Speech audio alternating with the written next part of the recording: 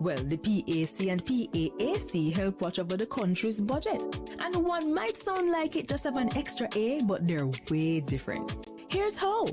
The PAAC and PAC are two committees that watch the money. The Public Accounts Committee reviews government projects after them close. They do a post-audit check to see what problems arose with the costs and call officials to explain decisions that cause budget mismanagement. And then they recommend corrective action, so the problem will happen from when, not happen again. But what about the money we are spending right now, the PAAC? That's how Public Administration and Appropriations Committee pretty much means your money will protect as it happen, we check. While projects go on, things are accurate. As government spend the nation's budget, PAAC reviews it. They examine proposals and summon officials to find problems before them don't use it. So the PAC and PAAC are two parliamentary committees that watch over the country's wallet to protect the budget and keep it in check. And you can get involved. Just visit jampja.org. Send the something and come back. Back to sender.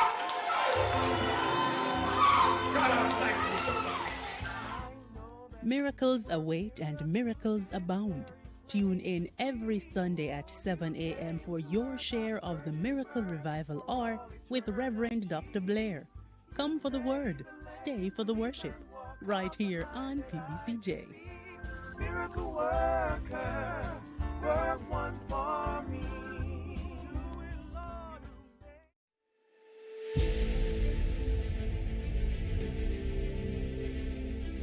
Are you an entrepreneur producing an excellent Jamaican product or service?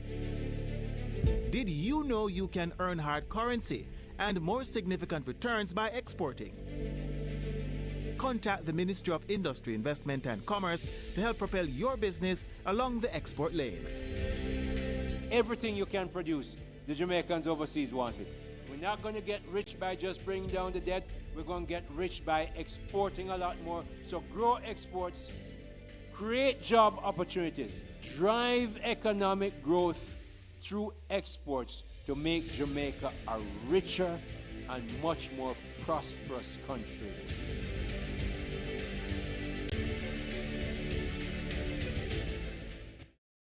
The following is brought to you by the Office of the Prime Minister. Your government is empowering you through education, training, and development. That is why we have removed all fees for every Jamaican accessing training through the Heart NSTA Trust. So, whatever you desire training in, food and hospitality, beauty and cosmetology, housekeeping and hotel management, welding, carpentry, masonry, or any of the dozens of programs Heart offers, you can enroll completely free and change your life. We are building Jamaica. The proceeding was brought to you by the Office of the Prime Minister. The following is brought to you by MOCA, the major organized crime and anti-corruption agency with kind support of NIA and USAID. Criminal minds think they are cunning. The major organized crime and anti-corruption agency have them running. Your friend a shout, come here. Take time running, because we ready for the ops. Drive up for your block, step out now we block. Cyber take about your laptop, pull up every lock, no evidence to drop. We put it in a cuffs and now we have the underground. Sin you say scam, you better look out fit. When you move corrupt, better look out fit. They say you get wet, look out fit. Look out fit, look out fit. From you say scam, you better look out fit. When you move corrupt, better look out fit. They say you get wet, look out fit. Look out fit, look out fit. The proceeding was brought to you by MOCA, the major organized crime and anti-corruption agency with the kind support of NIA and USAID.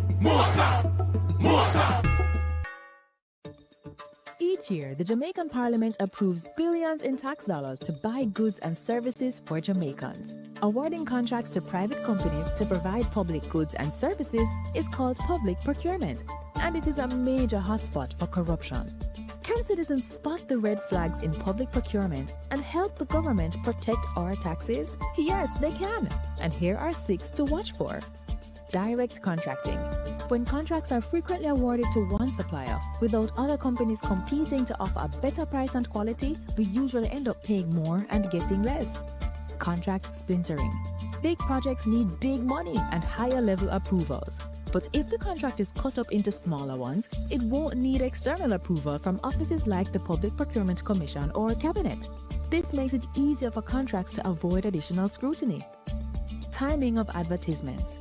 Contracts advertised during distracting periods like the holidays can result in less competition and a really strong advantage for the favored company. Like Christmas time, work slows down and companies are less attentive to business opportunities. Emergency contracting. Claiming emergencies allows officials to legally bypass normal procurement rules, making it easier to award contracts to favored companies. Contract timing. Contracts awarded just before or after election can be payback for campaign support and not based on what Jamaicans really need. Collusion. And what if penalties are not enforced when work is poorly done? This could be a contractor and public official working together for private benefit. And if it is, this is collusion. These flags do not prove corruption, but they trigger questions that citizens must ask. So mind your business, Jamaica. Visit the JAMP Procurement Tracker to monitor government contracts. If you spot these flags, use our ATI tool to ask questions and demand accountability. Peace begins with us. Every act of kindness, every step towards understanding brings us closer to a brighter tomorrow. Let's choose unity, compassion, and hope. Together, we can build a future where peace reigns. Brighter tomorrow starting today.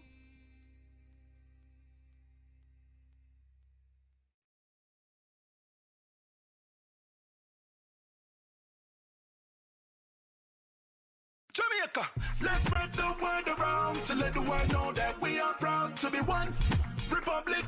We on the road to republic. Well then, let's propel we nation, moving forward in a new direction. True independence, that's the projection. No more dependency, it's the best plan. Yes, we know what's best for us, cause we want we country prosperous. So make we just pull together as the general public while on the road to republic. Jamaica, let's spread the word around to let the world know that we are proud to be one republic. We on the road to republic. A message from the Ministry of Legal and Constitutional Affairs. We on the road to republic. We are the youth united against corruption, changing the world and the way we function. The youth united against corruption, changing the world and the way we function. You remember the youth, them are with future leaders, policy creators, decision makers. As in them are not just the cornerstone, but a crucial part to a better tomorrow. United against corruption, changing the world and the way we function. The youth united against corruption. A message from the Integrity Commission. The following is brought to you by the Office of the Prime Minister.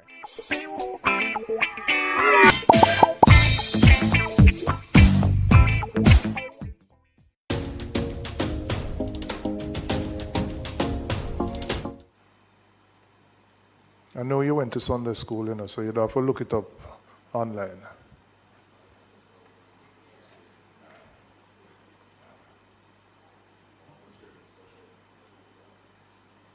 Thank you, Mr. Chairman. Thank you, ladies and gentlemen. Almighty God, we gather today as servants of the people, mindful of the trust placed in us. We ask for your divine wisdom to guide our deliberations. Grant us a spirit of humility so that we may listen with open hearts and speak with honesty. Help us to set aside all personal ambition and partisan interest, that we may focus solely on the well-being of those we represent. We commit this meeting and its outcomes into your hands. Amen.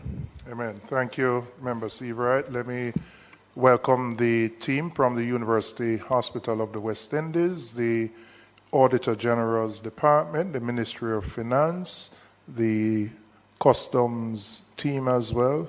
Thank you for being here. I'll start by asking the Auditor General to introduce her team. Thank you, Mr. Chairman, and good morning, everyone. I'll ask my team members to raise their hands to be recognized as I call their name. I have with me members of the audit team that conducted the audit of UHWI.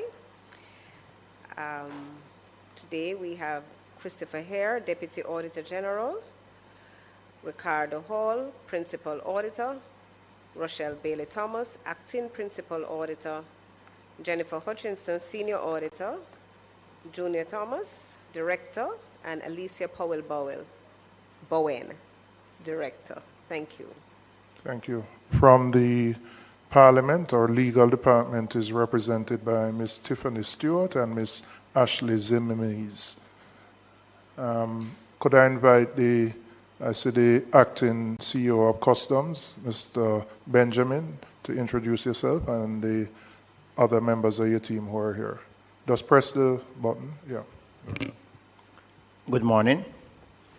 Kurt Benjamin, acting CEO of Jamaica Customs Agency, and with me this morning is Mrs. Claudine Garcia Rattray. She is our Director for Post-Clearance Audit, and Mr. Perry Kent, he is the Post-Clearance Audit Manager. Thank you. Ms. Blake. Morning, Chairman, colleagues, and members. With me on my right is Jovel Barrett, the Chief Public Procurement Policy Officer, and on my left is Barrington Thomas, who is the Principal Director for Accounting and Financial Management Policy. Thank you. Mr. Pierce, Mr. Green, could you introduce the team from the Ministry and the University Hospital? Good morning, Chairman. Good morning, all. Members, Madam Auditor General and her team.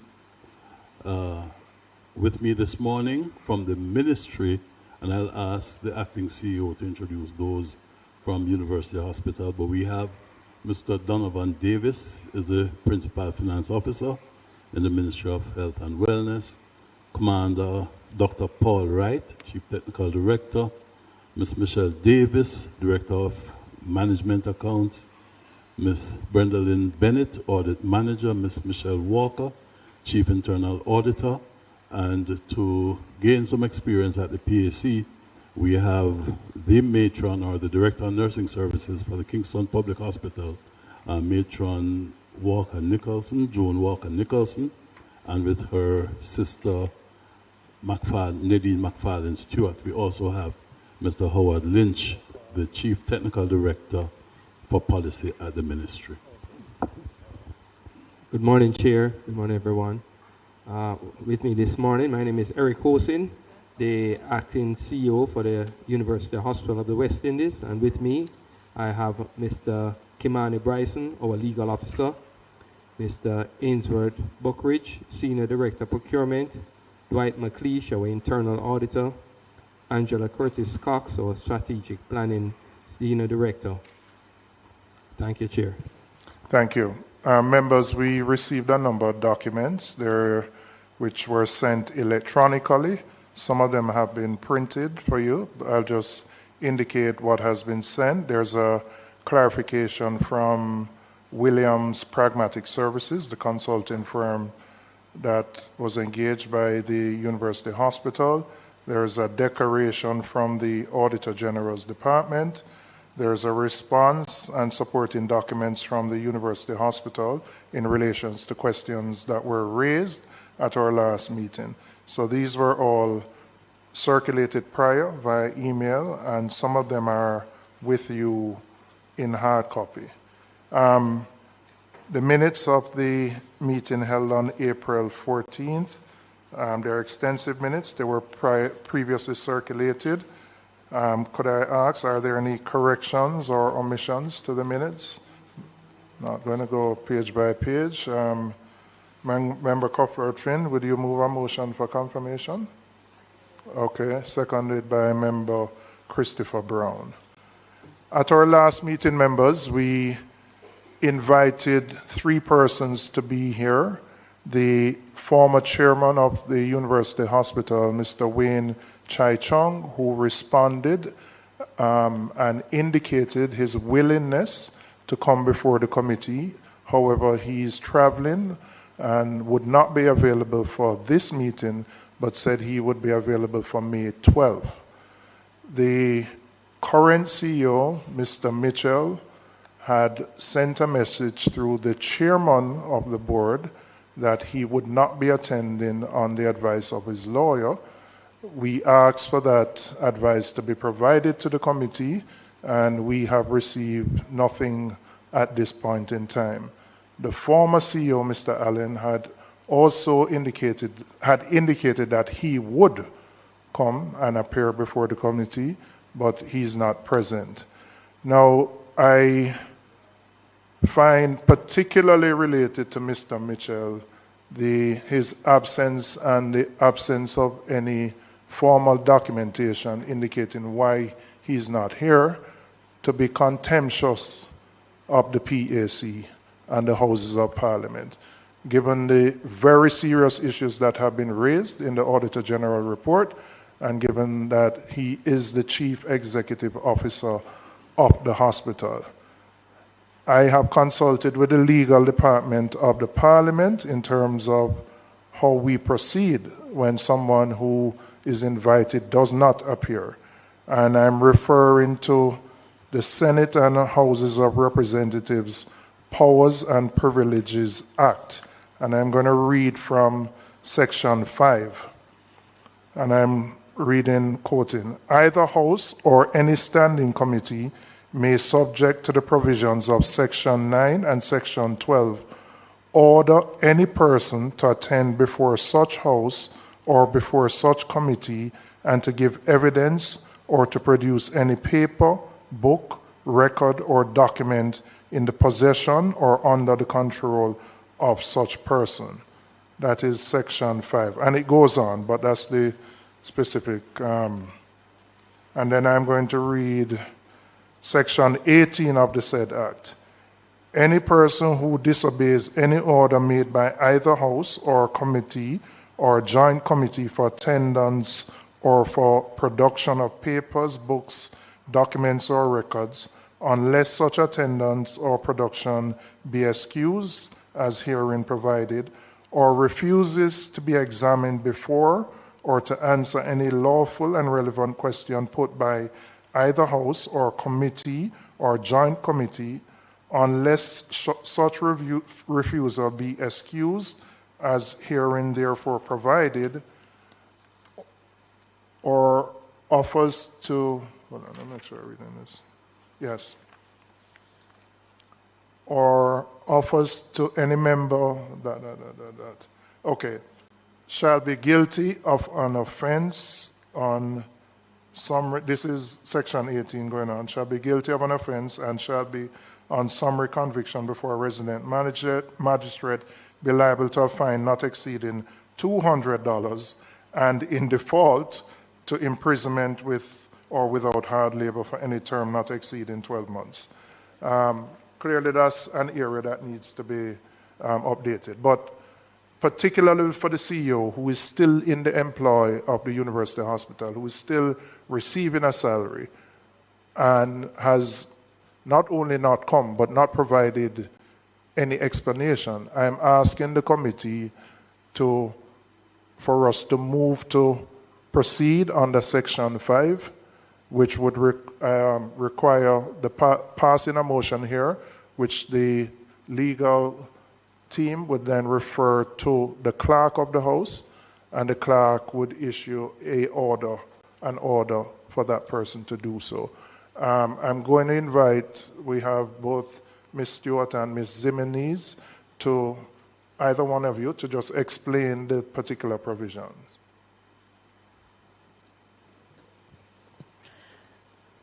Thank you, Mr. Chair. Thank you, members of the committee. Pleasant morning to everyone.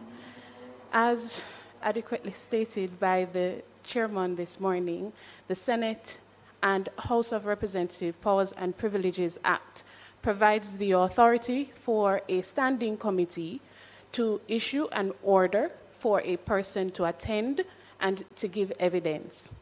Now, Section 6 of the said legislation provides that any order to attend to give evidence or to produce documents before either House or committee or to a joint committee shall be notified to the person required attending or to produce documents by a summons under the hand of the clerk issued by the direction of the appropriate authority. With that said, once it is and having regard also to our standing orders, in particular, Standing Order 78-2, if the committee desires to summon any witness, the chairman shall supply the name, residence, and occupation of every such witness to the clerk of the parliament at least 7 days before his evidence is required. The clerk shall then, subject to the directions of the speaker, summon every such witness on behalf of the House. Reading both pieces of legislation in context, once it is that there is a determination by the committee that a summons should be issued, the chairman would notify the clerk to the Houses of Parliament of this intention. The clerk will then notify the speaker. The speaker will issue the approval, and once that approval is given, it will be sent to the Legislative Council's department for the summons to be prepared. Once prepared, the summons will be issued by a constable either here from the Houses of Parliament or from an officer, for example, the marshal. Thank you very much, Ms. Zimenez.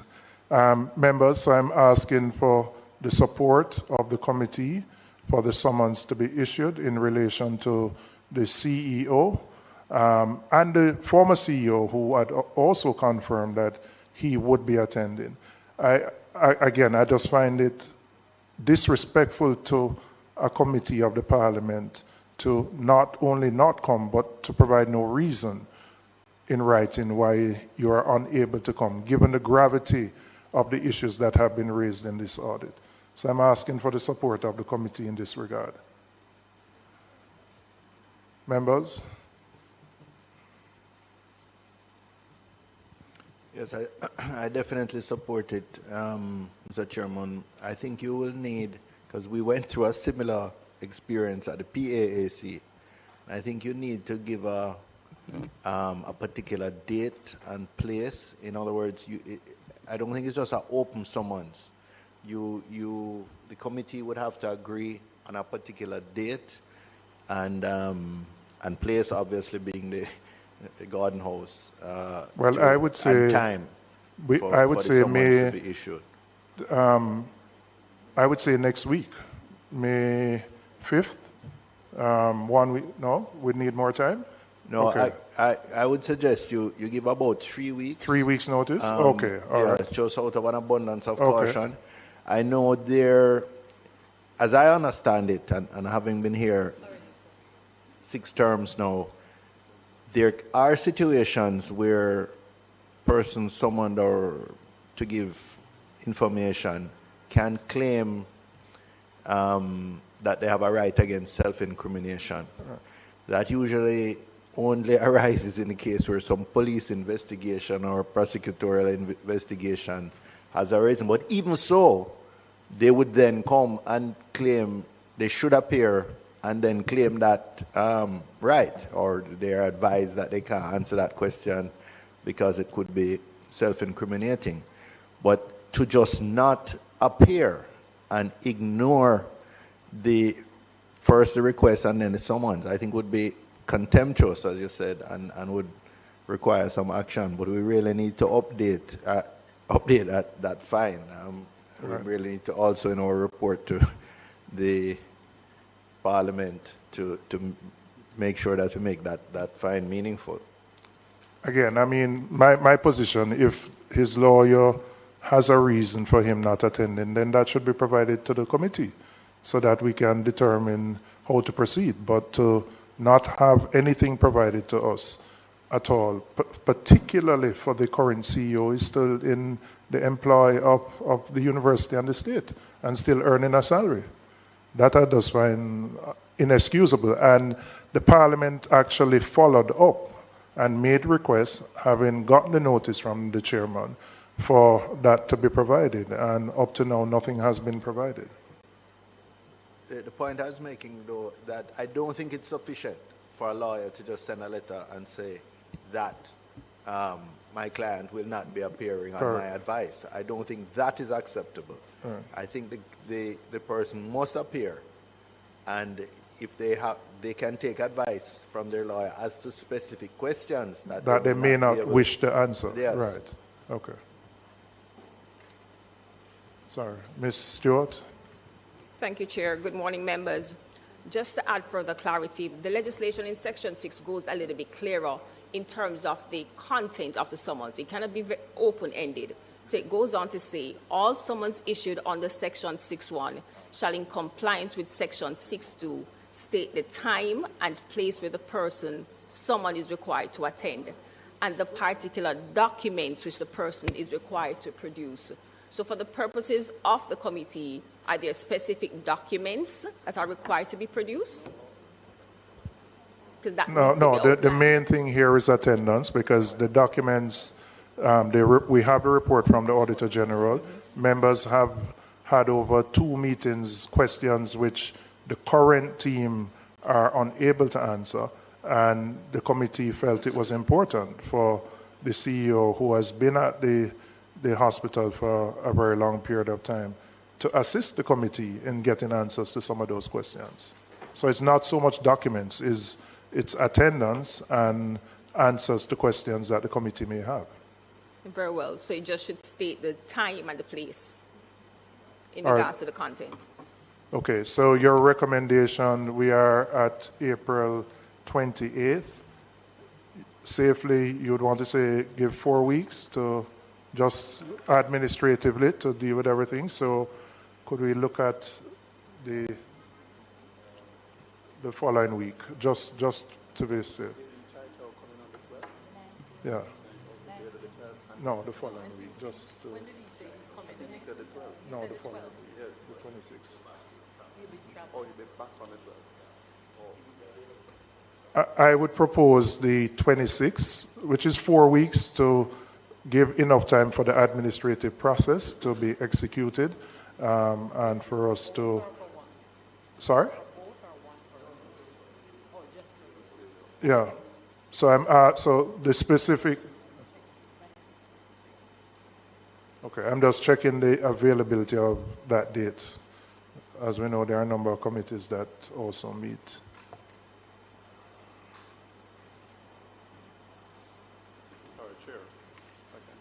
Yes, Member Brown. Yes. Thanks. I heard, and she's Mrs. Jimenez, she outlined a process as it relates to the summons and I don't know if it's an approval process. Is there in that process you mentioned the speaker,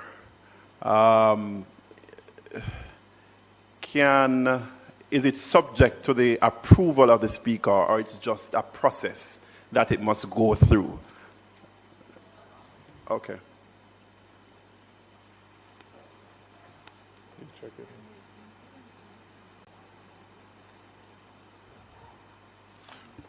All right, we're waiting, but I just want an indication from members that we would be supportive of moving to the summon-in of the former CEO, the current CEO, and I would say also the former CEO, to appear. The provisional date we're looking at is the 26th of May, which is 4 weeks from today, to allow that process enough time to happen. The committee clerk is just checking on the availability at that date.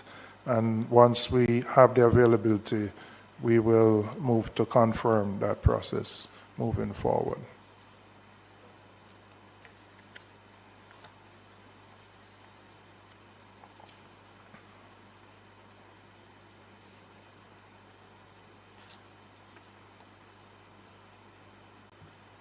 All right, I don't want to, we have limited time, so once the clerk comes back, I'll ask for the formal support of the committee on that. But while we wait, there are a number of matters which arose from the last meeting, and I will start, Mr. Hosing. You provided for us a detailed listing of the outstanding statutory obligations of the university. Education tax, 3.5 billion, NHT, 1.4 billion, NIS, 1.6 billion, and PAYE, 11 billion, for a total of about 17.5 billion, and then you have the penalties and the interest. Now, I had asked you at the last meeting.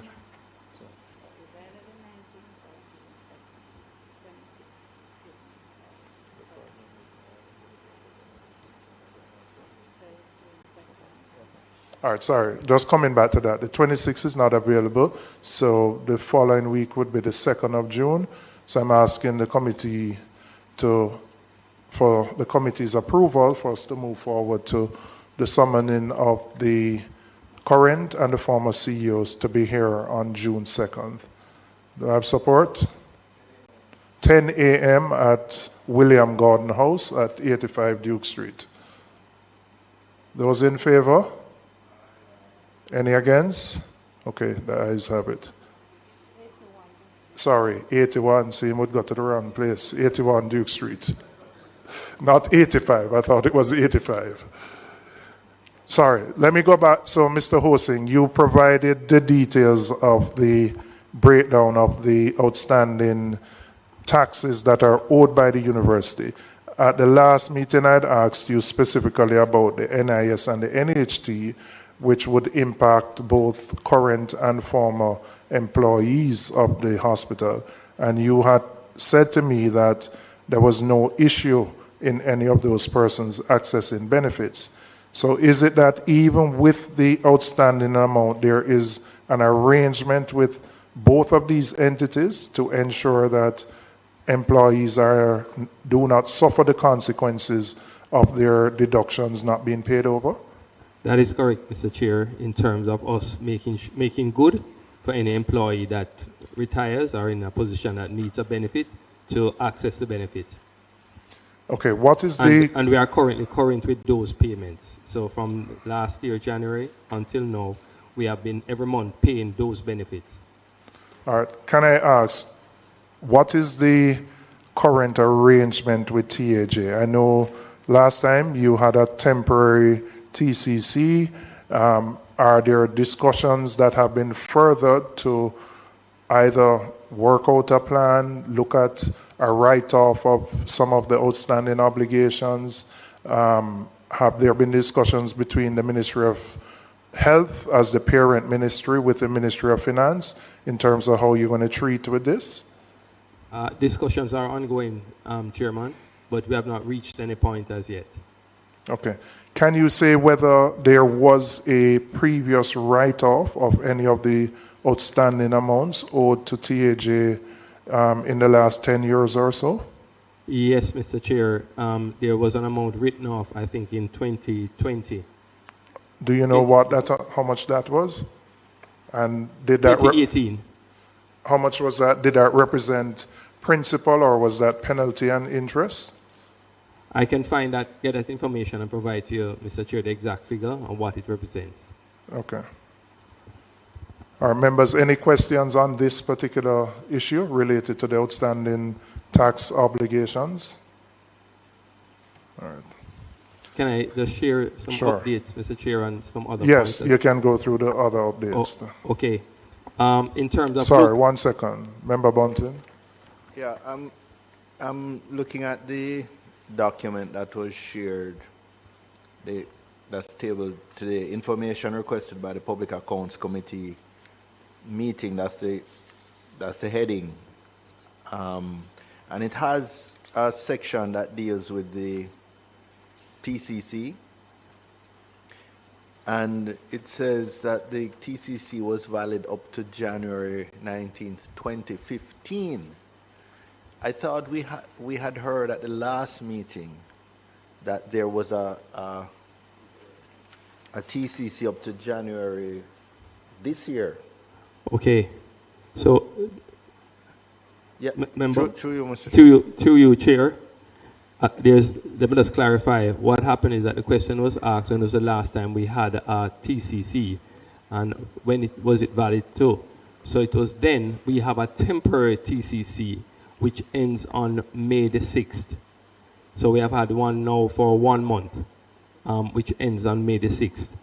And the question was also asked, how long have you been using the University Hospital of the West Indies private wing, which made known to many as Tony Twait's wing? and we don't have the exact date for that as stated. However, it would have been after that, the one you mentioned, expired, that we have been using it until now. So it was about 10 years. Right, because your last one would have been up to January 11 years ago. That's the last. So in essence, you have either been operating on temporary TCCs or you've been using the private wings TCC to do your business. Until about end of January this year, when we were using the Ministry of Health to assist us in importing items. But on April the 6th, we got a temporary one for 1 month, and we are making arrangements to try and get another temporary one for another month, a rolling monthly. So it rolls over every month? Essentially, he's saying That's that what we're for applying. 11 years, there was no TCC. For UA. That so is they correct. had to be facilitated either by the private wing or by the Ministry of Health. That is correct, member. Okay. Thank you for that clarification, because it wasn't clear last week. I didn't understand that such a extended period of time had been had passed since you had a regular TCC. Okay, so Mr. Chair, yes, if you can go through the updates. Yeah. The location of the missing files. We have now located 8 more missing files. One was found just yesterday. We did inform the Auditor General about 7, and we have an additional 1. The total of these 8 contracts is 65 million. Where were those files found? Just out of interest to me. In the storage area, in the procurement area, in filing rooms.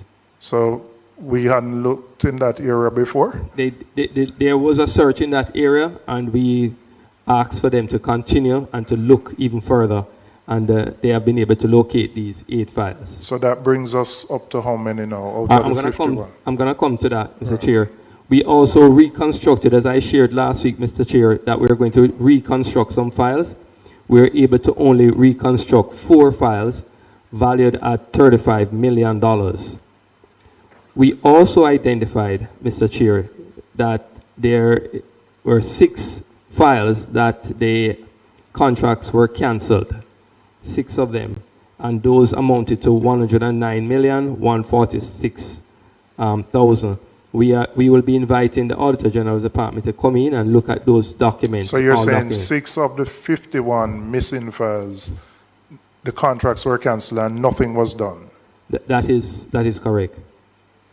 Okay. And well, that would require the Auditor General verifying that information. And we have various reasons as to why, based on documentation and so, in terms of the cancellation, which we will provide to the Auditor General, and I'm sure you'll get that report also, Chair. We also have identified, in terms of files we cannot locate and we are unable to reconstruct, about 5 files for $54 million. We're just not able to find any documentation that would provide us with information to provide to reconstruct a procurement file. So we have the information from finance, but in terms of having enough to produce a procurement file, we just don't have that. Can I ask you, what are the access controls to the area in which these files are secured? Meaning, is it that any employee can go there? Do they have to have particular privileges? Is there a passcode thing that you need to press to know that John Brown can't go in but Mary Jane can? How is that area secured? Okay, I'll ask the Senior Director, Mr. Ainsworth Buckridge, just to explain what the situation is. Good morning, Chairman. The files are currently stored in an area that has a door, and it is locked with a key currently. Who has access to that key? That key is housed by the procurement administrator. Okay, and who can go into that room is what I want to find out. Currently, the key would have to be accessed from the procurement administrator to go in that room. Yeah, just speak more into the mic so the Yes. Hansard can capture it. Yes, so that key would have to be requested from the procurement administrator for them to go into the room. And has that always been the case in terms of access to that particular location, in terms of the security of the location? Not to my knowledge. Not to your knowledge? Yes. Meaning it was, all right, can you So expand on that? I was not in the area for a year, so I can't speak to that here. Okay, but when you were there, what were the controls that existed? Key is kept by the procurement administrator. And anyone who would Needs to go in there would get the key from... would have to get from Yes. that procurement director? Yes, administrator. Yes, Administrator. Sir. Yes, sir. Okay. Mr. Chair, there's a slight deviation back to what you had asked about the write-off. The write-off, the letter dated September 14, 2020, which came from the financial secretary at the time, states that the total write-off was $5,224,000. $5 billion. $5,224 million. And it included the returns, the outstanding penalties, and outstanding interest. So you would have gotten a write-off in 2020 of $5 billion, including some principal amount, some penalties, some interest. Yes, correct, Chair. P.S., this is for you. It requires the intervention of the ministry in dialogue with the financial secretary to resolve this. Yeah. I think the hospital clearly doesn't have the resources on its own to pay these outstanding obligations. And the fact that the interest and penalties are running, in fact, exceed the principal amount, means that we're going to continue to build up this figure. And by next year, we're going to have a larger figure. So I'm going to ask you, PS, to ensure that those discussions are initiated and that when at a future meeting, you can report to us on what the plan is to try and resolve these issues. Okay, just back to the files, Mr. Chair. So at this point, we have now identified 46 of the 51 files with a total of $58 million. All right. What I would ask the Auditor General's team to do is just to verify the information being provided by the hospital, and for you to be able to indicate to us that you have sight of those 46 files now, because we started off, I think, with 22 of the 51, and to report back to the committee. I know you're very stretched in terms of your resources, but it's important that the information be verified by your department. Is it just a verification process? Well, no. It is to start with verification, that's where I'm going, and then you have to do an analysis of what is in the files. But at least to start with verification. Yeah, because if Chair, remember, the audit was a subset that was taken of the contracts, and they asked for 51, which is a subset to undertake the audit. So I would want to understand clearly, apart from verifying, because it's we started out with 28. The CEO now says they have found some more. Some have been cancelled, amounting to 109. So it's a drip, and we're going through.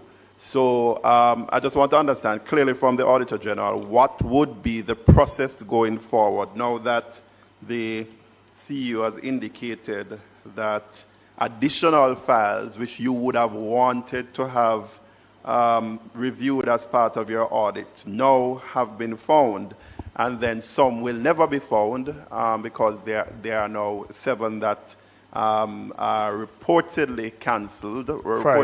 Five reportedly cancelled, and then there's 5 that will never be found as of now. 6 that have been.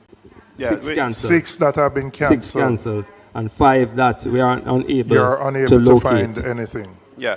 So I just want to understand what would be the next steps from the Auditor General in terms of those that now have been found and then those that are reportedly cancelled.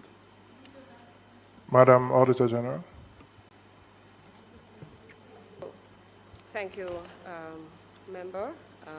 Mr. Chairman. Just pull the mic a little closer to you. Yes. I don't know that I can tell you the exact step that we're going to take because the chairman has said a lot and we need to analyze it. But once the Auditor General reviews a file and speak on it, I have to speak from a point of confidence and I need to be satisfied. It's not sufficient for me to say that the files exist because I will validate something without having done the necessary due diligence. Mr. Chairman, I understand your desire to have some level of comfort and better particulars around this matter, but I really have to emphasize that I just do not have the manpower right now. We have other audits that we're seeking to complete, and it's actually this audit team that is involved, and it will have a ripple effect. I am asking for time to complete the audits that we are currently undertaking and to return to the UHWI once the resources allow and to do a proper review. I am not satisfied with just looking at a file to see that it exists. I would rather to have a more thorough audit done where I can have confidence about bona fideness and as well as accuracy. Okay, thank you. I know you're not able to do so now, but if you could provide us at another meeting with even an approximation of a time frame, given the other obligations and the fact that your team is currently engaged doing other audits. Thanks, Mr. Chairman. I can draw your attention to the overview of the UHWI report, where I indicated that UHWI report is really part of a larger audit looking at the public health, and Cornwall Regional Health Authority is one. That audit has already been impacted because of the near-time audit of the Hurricane Melissa initiative that we're doing that is really consuming a lot of our resources. And it is necessary for us to wrap those audits up to move on, which is why I'm asking for time to allow the team to complete the review of the Hurricane Melissa initiative, which is quite time-consuming, as well as the Cornwall Regional Hospital. Okay, thank you, ma'am. There were some members, I reckon that you had your mic on, but you turned it off. But since Member Miller, then Member Seabright. But turn on yours, no? Not turn on. Yeah. Thank you, Chair. I would like to find out if the assessments by Jamaica Customs, if that has been completed or the status. Well, I was going to come to that. I just wanted to close out on this issue, then we're going to come to the customs issue. Very well. But keep your mic on now. Why keep turning it? So I was just saying, in light of the Auditor General's remarks about resources, it might even be better that we complete our hearings on this report, because more information might come out that, rather than asking her to go and the Auditor General's team to go and verify some specific files at the end of our hearing, which will be at least another month, there may be a whole series of things that you may need that the department may need to review. So it would be better, I think, to just allow this first round to be complete, and then it will be more efficient, and hopefully by that time some of the other audits will be complete. All right, Member Seabright. Yeah, thank you, Mr. Chairman. Just to the acting CEO, and I'll await, of course, the Auditor General's report back later on, maybe this year. You're a private sector man, very well established. So are you of the view then that this is just a breakdown in document control and storage, which was compounded by the flooding and the manual systems that you have, rather than some sort of intentional concealment? And also, where we know, as a established private sector person with a lot of experience in major institutions in this country, where you know with the digitization, the accountability mechanisms now to ensure that this doesn't happen again? I mean, that's really what we need to focus on. Oh, to you, Chair, just to say that there are serious challenges in several areas of the hospital that we are trying to address with respect to the digitization. That is a process that we are now wanting to look at the whole procurement thing in a holistic way. So we are going to tender. We have now developed a terms of reference to go to tender to have someone do a very comprehensive, or an entity organization, because it will go to tender, to do a comprehensive review of the entire hospital and the procurement process. That will include doing good in terms of the digitization and other projects necessary to really solve many of the challenges that we have. All right, continue. Yeah, thanks, Mr. Chair. So, Chair, from the last meeting, there was some concern about the collection of funds at the car park by our security guards. Just want you to know, Mr. Chair, that that has been discontinued. It was discontinued the day after our last sitting, and the funds are being collected by our trained UHWI cashiers as we speak. Well, can you tell me what is the verification process? I mean, it's good that the security guard is no longer collecting it, but I also want to know that you have a system in place that whoever is collecting the money, you can verify that you're collecting 100% of what you should be collecting.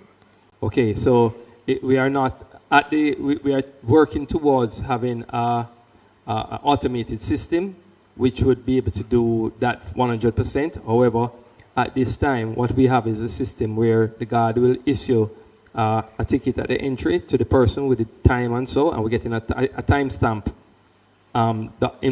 machine there, and then they pay at any of the cashiers at the hospital, because we have several cashiers stations, and then when they are exiting, they will show that receipt along with a thing to the guard at the exit. Okay. The exclusion sign that the member was very concerned about, one of the members, it was actually on the property, but not in the place where it should be. That was also erected 2 days after we met the last time. Just happy to share with you, Mr. Chair, that there have been some concern in the public about the medical annex that has been out of use for about 2 years. That work has now commenced, and we are hoping that within another 4 months the work will be completed, which will help to ease the pressure on the accident and emergency department that is really under some serious pressure as we speak. Work on the audited financials for the year 2021, Mr. Chair, is scheduled to recommence in May of this year. We have now completed the procurement process for an external audit firm to start work for the audited financial years 2021 to 2025. This was done through the normal GoJEP procurement process, and we have selected someone, and the contract is being prepared to have that done. Those are my updates, Mr. Chair. We wrote, as instructed by Parliament, we wrote to Jamaica Customs, and I will allow them to share their response to the letter I wrote to them, asking them as to when they will be able to complete the audit work. I received a response from them, but I think it's best to hear from them than from me. All right. Just one question on the consulting contract with William Pragmatic. I saw the documentation provided by one of the principals, but I noticed the contract didn't have the signature of the principal. It was witnessed by a number of persons, but there was actually no signature there. Is there a reason for that? Okay, Mr. Chair. There is a signature, it's just that maybe the copy it's very faded. Oh, okay. It's very, but the signature was there. The signature was there. Okay. And we did do some further checks, and we can verify that, in fact, the contract was, as was stated before previously, was actually done after the payment was made. The contract was signed after the payment. Although the date on it indicates a day before the payment. It actually was executed after the payment after was the payment, made. yes. And in terms of the deliverables, what does the hospital have now in terms of a deliverable from the company?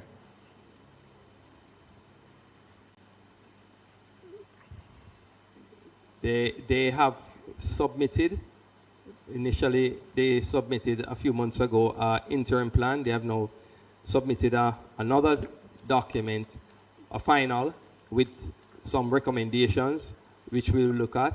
They made several requests of the hospital, which we have not been able to provide them with information that we have not been able to provide them with, and they have provided and say this would be their final, as they do not intend to continue.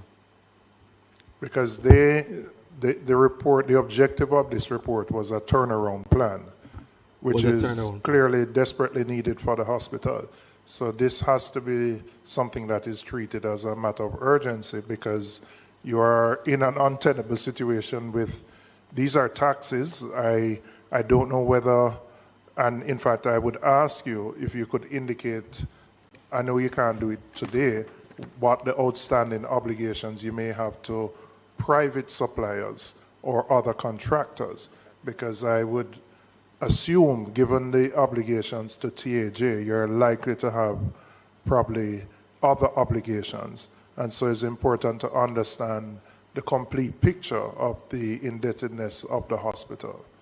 I will provide some information, but just to let you know, Mr. Chair, that we are in a much better position now in terms of our being able to access certain supplies in terms of pharmaceuticals, other things that are needed for the hospital to operate, because we have been paying our suppliers. We are up to date with many of them, and there are just a few that, well, there are some that we still owe some money, but in terms of drug supplies and so on, the hospital is in a much better place right now, because we have been able to work to ensure that they are paid up to date, the drug companies, and put the hospital in a better position. We are hoping to really be able to properly stock our pharmacy within a few weeks.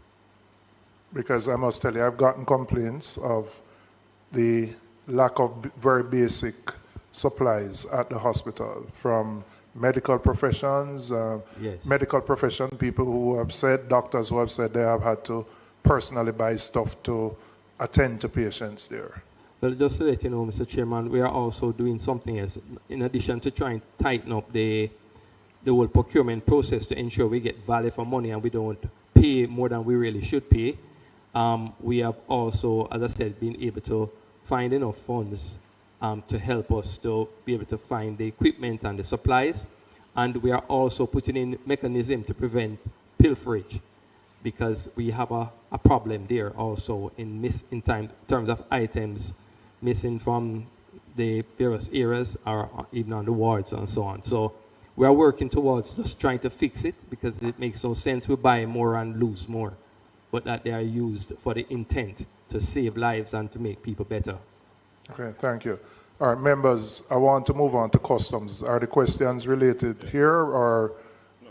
All right, let me go to customs, Mr. Benjamin. And I'll start first, if you could, Mr. Hosing had indicated that he had written to you in relation to the 4 companies. You had completed an assessment of 1. So if you could give us an indication where you are at with the other 3 companies. And secondly, from my perspective, I want to understand the role customs plays in terms of dealing with the tax-exempt status of the university, and whether there is any verification done on your part to determine that whatever is being brought in is actually for the hospital, being used for the hospital, etc. So if you could just start there. I know there are members who have other questions for you.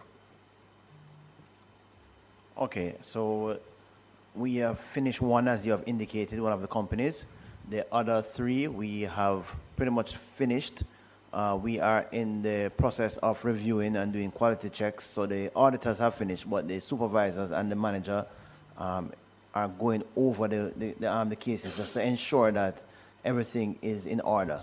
So in short order, the hospital will get the You can give me a time frame, 3 weeks, a month, 2 weeks, how long before those other reports would be complete?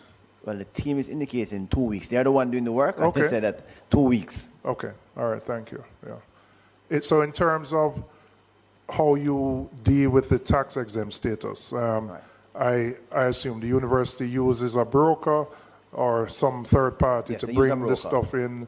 Just tell me how the process works from your part. So the university hospital has tax exemption under Section 14 of the University Hospital Act. It allows them to import items free of customs duty and GCT. There is a special ANC code, which is an additional national code, which is pretty much a free code. It's a duty-free code that is applied specifically for the hospital, and it allows them the duty-free exemptions. So the hospital will engage a broker. The broker will do up their declaration. In addition to doing up the declaration and utilizing the code, there's also a special declaration that is done by the hospital. And this special declaration is pretty much the hospital saying, we hereby declare that the items being imported are being imported exclusively for the use of the hospital in conjunction, and they name out the section of the act that it falls under. So they would say under Section 14 of the University Hospital Act. They'll sign that, and they Sorry, will... when you said they, you're talking the broker here? No. The hospital. The hospital will Right. sign that, okay. Right, and so the responsible party, which is the CEO, would sign that, and they would submit it to customs along with the import declaration. And then our invoice inspectors would process the declaration. The act is very broad, so unlike other pieces of legislation that would probably say that it must only be this item or that item, it just says items being imported by the hospital. It doesn't have a finite list or anything like that. It's very broad. So if you saw a luxury motor vehicle... No, so motor vehicles are one of the... I just pull an example because you said it's very broad. But No, so it's very broad. But you obviously have a responsibility to protect your revenue and ensure that it is not abused. Right. So let me ask you. So can the university hospital designate a third-party company to import items on its behalf using that same status? And how do you treat with that? No, ought not to happen.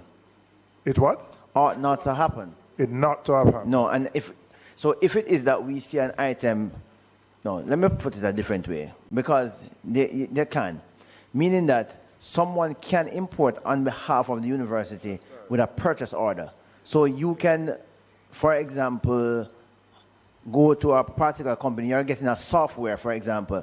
You could have a contract, and the contract calls for the importation of that software.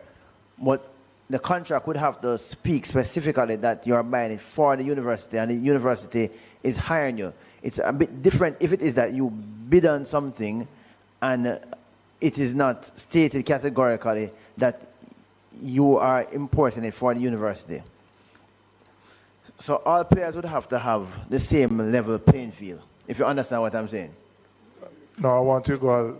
I'm not totally clear because let's say company X says, I've been authorized by the university hospital to bring in these medical supplies on their behalf. Right. And as such, I should be treated as the university and there should be tax exempt status.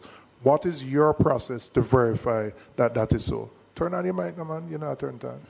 Yeah. Go ahead. Oh, so there is a purchase order. So the university hospital would have to issue them a purchase order. They would also still have to sign the declaration declaring that the goods are being imported for them on their behalf. They are also on the physical declaration. So the company can't just turn up and say, we're clearing this for you, because you has to still be the declarant. the party with financial responsibility will be in a different box, but you would still be the declarant, and they would still have to give us that special declaration, and it would still have to be signed, and they would have to issue a purchase order indicating that they are fully aware that this item is coming in for them and it is being handled for them, as opposed to somebody who has just won a regular contract just importing something. So it's a bit different. Okay. And in the cases, well, apart from the ones that were flagged by the Auditor General, what is your process at Customs to verify that that actually takes place and that there's no abuse of that tax-exempt status? Right, so we review the documents. So once they have the appropriate documentation, we will process the declaration. If we see something that is out of the ordinary, the manager would still raise it to the level of the director or to the collector, and they would investigate to see whether or not that item being imported is consistent with the UE, especially if it is being brought in by a third party. But once they have the requisite documentation and it's signed by the hospital, then we generally process the declaration, because that is the process. All right, you provided to us, and I have it on my laptop here, over a 10-year period, the number of items, the value of those items. I know, I'm coming. I know. No, I'm not moving on to another point, because still the customs point. Huh? No, man, I know. No, man, I know. Absolutely, and I do in both. The question, so, no, man, I'm coming to you. You provided to us over a 10-year period the amounts and the value of those items that were brought in by the university hospital. Are you satisfied that, from your own process, that those are legitimately the university hospital's items? Well, I can't say that I'm satisfied. We are conducting an audit, not just into the 4 companies, but we are looking broader, and so at this point in time, I can't say that we are satisfied. We would have to look, and at the end of the process of looking, then we can say whether or not we are satisfied, but can't say that at this point. All right, let me make Member Clark, who was waiting a long time. One of the things you know, Member Clark, whether we stay here till 2 o'clock, you will get to ask your question. You don't have to worry about that. Go ahead. Mr. Chairman, with all due respect, I don't want to go too far into what you are saying, but you must understand that you are there to mediate, to cheer, and to see to the smooth flow. I do that, plus I have a right to ask questions. Not for you to ask 10 and 20 questions and a trot. No, man, I can't do that. I can't do that. We understand. We're on the same page. Because we're trying to get the answers. We're on the same page. Through you to Customs.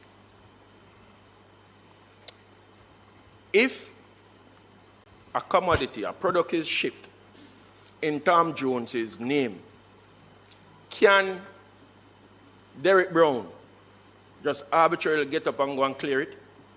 No. No. Can Derek Brown get an authorization letter from John Brown to clear on his behalf, even though he's not a custom broker, just a regular person? It depends. It depends on the value of the item. Because it depends on the value. Right. You have so let's say a commodity in the range of anything over $9 million. No, a letter of authorization. So we have a form called a C-73 form, which is the authorization for one person to act for another. You can fill that form out, have it duly endorsed, and lodged and pay the requisite fee at Customs, and that will enable you to legitimately act for someone else. But if the item comes in your name, it still has to be cleared in your name, meaning it has to be your TRN, but the declarant can be that person who you have authorized. Have you ever received such form filled out by UE, giving persons or another party the permission to clear on their behalf? I'm not aware of that. You're not aware of that. How do you accept checks for payment for goods? Is it that Kensal Limited can draw a check on their name and pay for goods for polythermic company?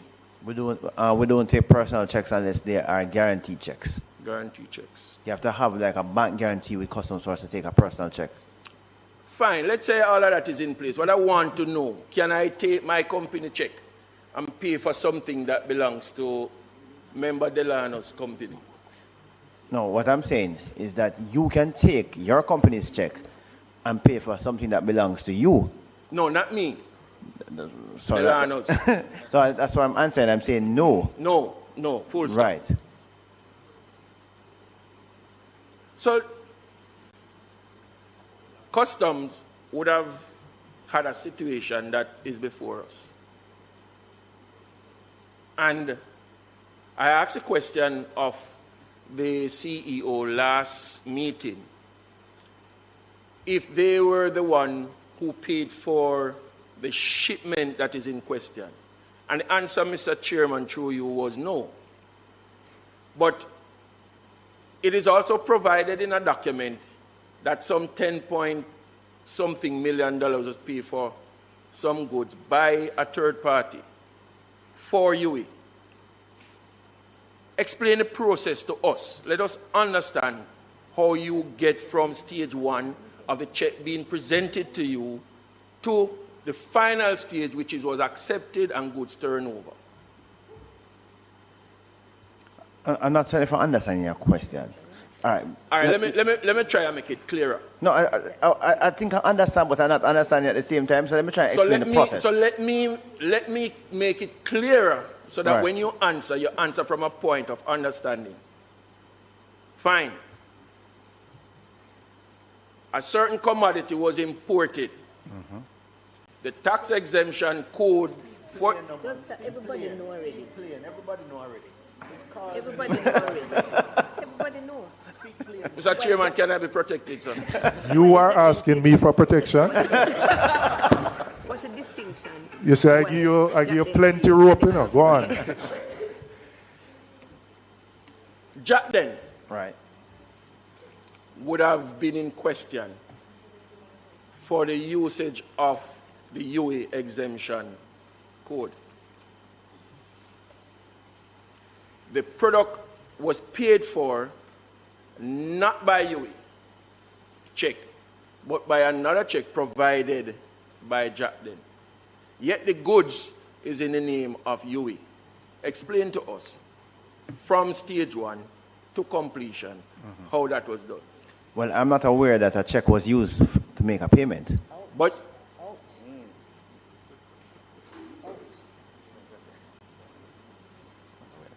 Mr. Chairman, I need a drink of water.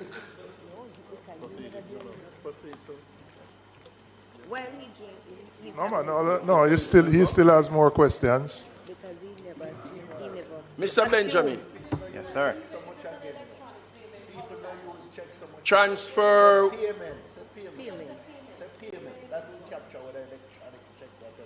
The reason why I say check is because I know that a bank transfer can act as a check, but cash cannot be accepted in certain amount. Anyway, direct your question to Mr. Benjamin. Huh? Direct the question to Mr. Benjamin. I want to understand, how was the goods paid for? By bank transfer, RTGS. And that bank transfer came from UE? Not to my knowledge. Who? To your knowledge, who? I can't say who it came from because I'm not in that department, one, and two. Mr. Chairman, I would beg to stop Mr. Benjamin. Well, I'm not finished. Two. The question, no, sorry, Mr. Benjamin. The question that I had asked of the CEO then was whose check or payment, whose money was used to pay for the shipment. And he said to us, by his knowledge, that it wasn't UE.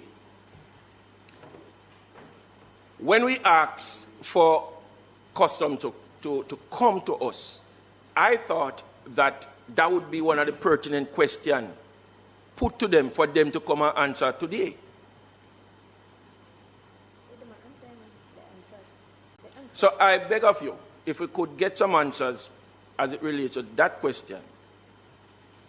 And the specific question you're asking is who made the payment on behalf of the University Hospital to Customs? Is that the question you're asking? Yes, and I can get the answer. I just don't have the answer at the moment because it wasn't asked beforehand, because we'd have to interrogate the data.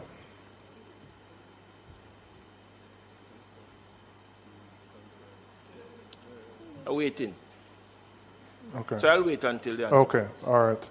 Let me go to Member Miller and then Member Carencia. Just pull the mic closer to you when you're speaking. To Customs, all four declarations received, were they signed by the CEO for exemption? Yes, they were by different CEOs. Are you in a position to say which ones were signed and by whom, which CEO?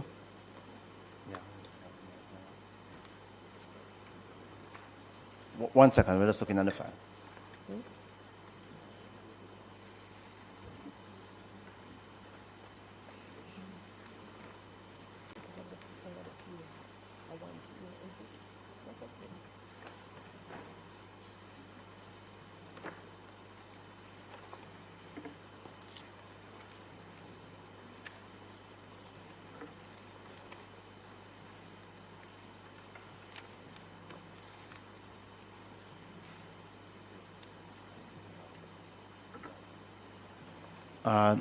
The Jatden's declaration was signed by CEO Kevin Allen.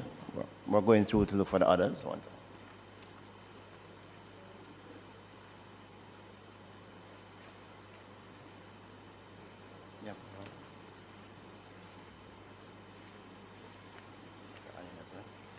Supreme Laundry's declaration was also signed by Mr. Allen. However, what we noted was that he demitted office in 2022, and the declaration was for the period 2023 to 2024. So he would no longer have been in office when that declaration was signed. So we surmised that they had some pre-signed special declarations that were being used. But wouldn't that raise some kind of alarm at Customs if the CEO is no longer there?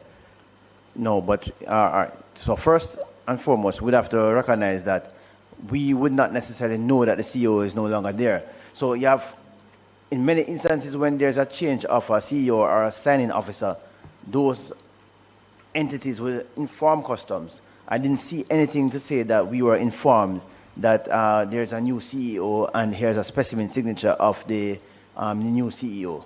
So let me ask you, sorry, 1 second. So your conclusion then is that there would have been pre-signed declarations that may have been blank that would have been provided to a broker to bring stuff in on behalf of the University Hospital? Well, it's a reasonable assumption given the fact that the CEO was no longer there, and this shipment came pretty much a year after he has left. Very dangerous practice, if that's so. Go ahead, Member Miller. I want to go back to the board of UWI to just find out if when persons are receiving the exemption status, if this comes to the board, especially if it's at a certain value, if this is placed before the board for approval or review, or it goes to, we know that the procurement was non-existent, but does it come to the board at all? There are no records to indicate that any of those exemptions came to the board for approval. That's it, Chair. Member Carencia.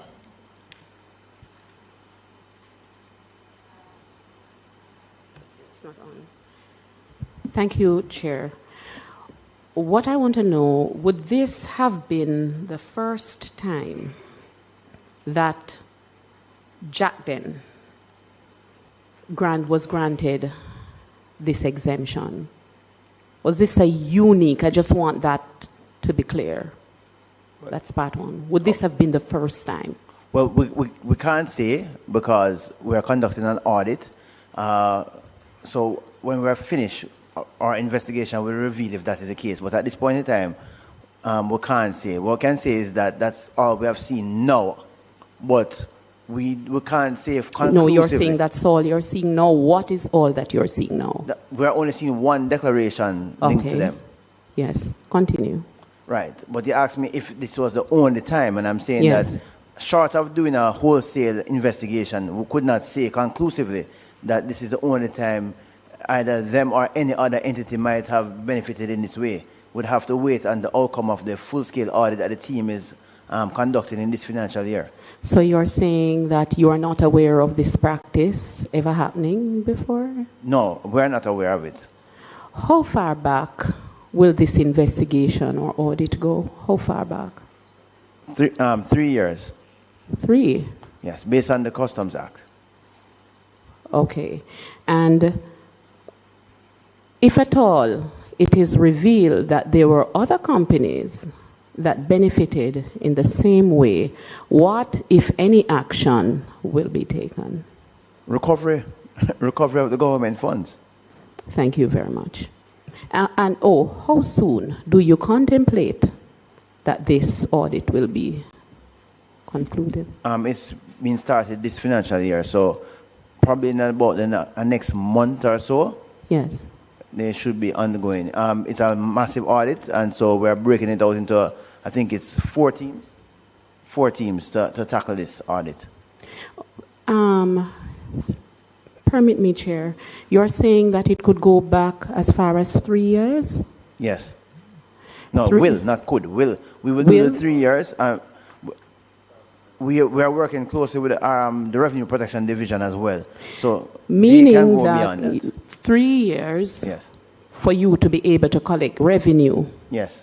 But could you go beyond that just for information purposes to say that this has been happening for 10 or 15 years? Because that would be useful. So we can go up to 7 years Yes. if we can prove fraud. So if we Yes. can prove collusion, then we can go up to 7 years. Thank you.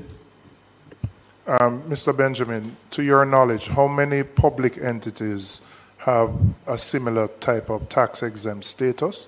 And what is the process that Customs employs to verify that goods being brought in are actually for the benefit of those public entities? So I couldn't give you an exact number off the top of my head. What happened is that you have some, like the hospital, the University of the West Indies, UTEC and others that do have benefits under their own particular legislation. You have others that are beneficiaries under the Charities Act. And so we do periodic audits. As you would well imagine, it's not going to be really easy. You can't audit everyone. And so we use risk management.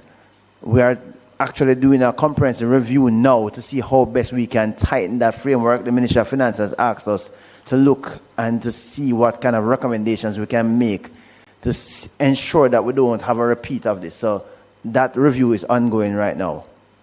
Okay. Let me go to Member Miller-Brown, then Member Cuthbert-Wren. I think Mr. Benjamin didn't complete his response with respect to which CEO signed the declaration. You mentioned only 2. Right. So, 1 second. And when? Willman Sales was Mr. Fitzmitchell, current CEO.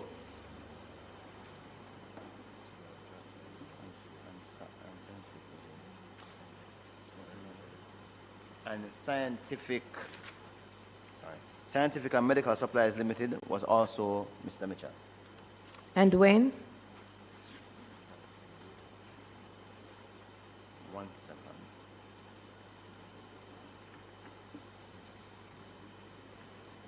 I don't have the specific date for those declarations. It's 2024, though.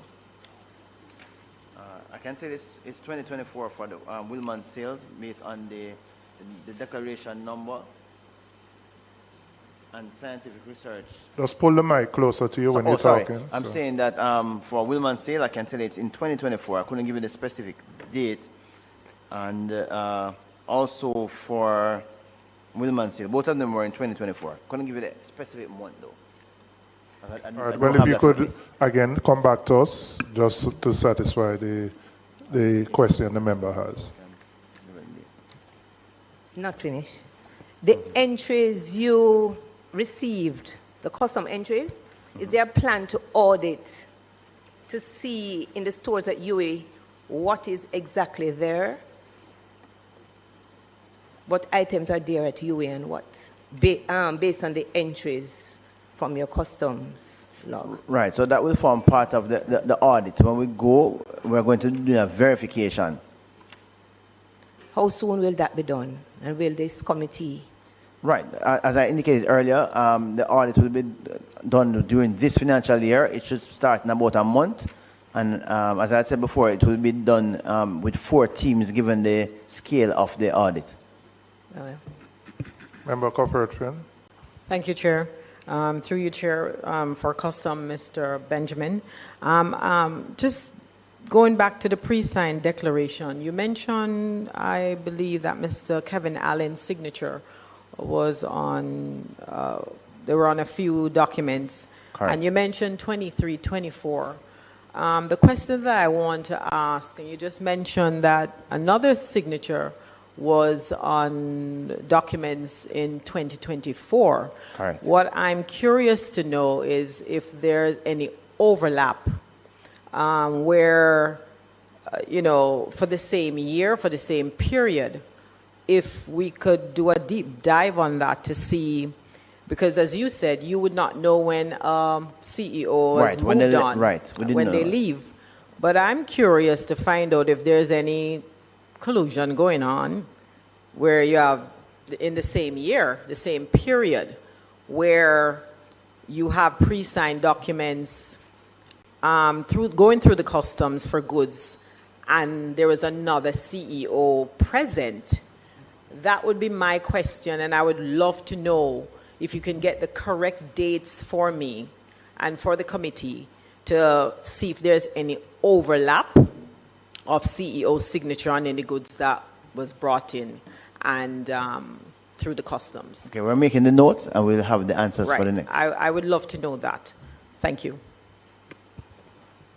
Can I ask, can charitable organizations, a registered charity, can they bring in items on, let's say they want to donate medical supplies to a hospital?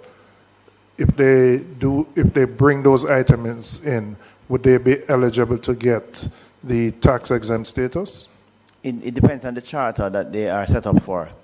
So if you're a charity to provide healthcare services or to give to the health industry, then you could. But if you are a charity for, say, a church-based charity, then no. We would say that's not in keeping with what you are established to do. So the officers actually look through to see what was the purpose of the charity when they're approving the items being imported by the charity. But if they are set up to assist the hospital or to seek medical equipment for public hospitals, they could get the benefit and they could give it duty-free to the hospitals. Okay.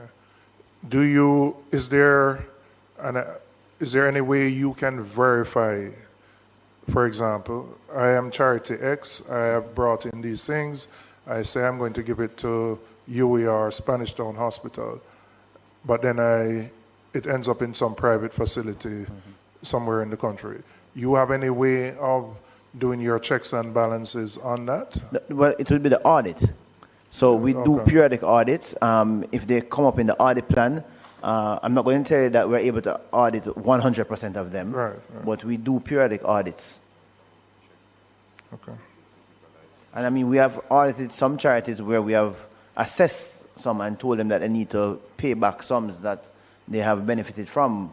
Based on when we went in and looked at their records, we said, no, this record is not consistent with the purpose and how you have distributed the item. They couldn't provide proper documentation as to how they would have disposed of the items. And so we would have assessed them for sums. Given the issues with the signatures of former CEO who may, and I can only say may, have pre-signed a form, have you strengthened your own processes to verify that signatures coming from, whether it's from UA Hospital or other entities, are actually consistent with the authorized individual who can allow the importation of those items? Well, to be honest, it's going to be a challenge once you see an authorized signature. We can call to the verification, but what we're really looking at is to see how best we can work with the Ministry of Finance to streamline some of these processes to ensure that there is no abuse using technology rather than manual documentation. Ms. Blake, I don't know if you can help us from the perspective of the Ministry of Finance. And I was at the forum you were at last week where we were looking at the illicit trade and the lost revenues. I mean, this is important in terms of protecting the government's revenues. Do you know, Ms. Blake, or the officials from the Ministry of Finance, the extent of how many entities actually have tax-exempt status?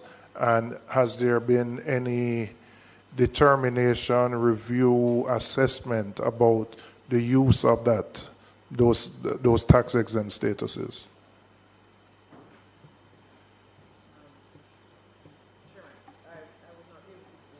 Hold on.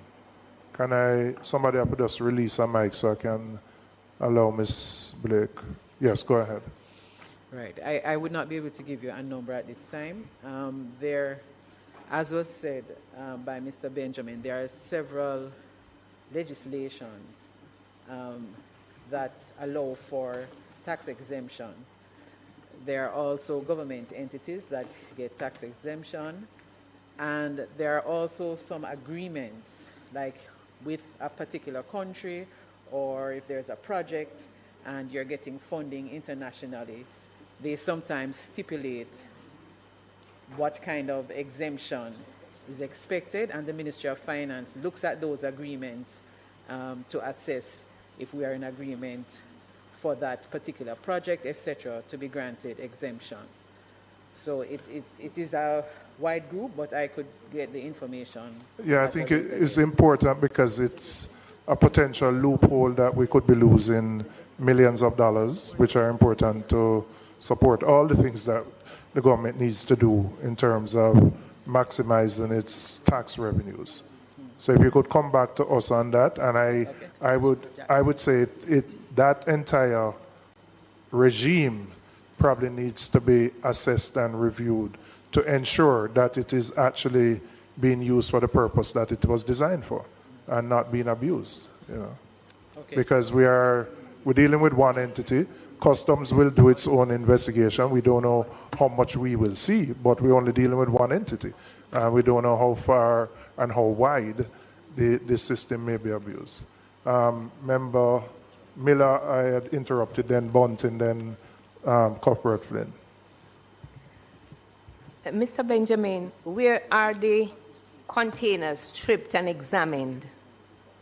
Is there any instance where the containers have been inspected by customs at a site other than UE?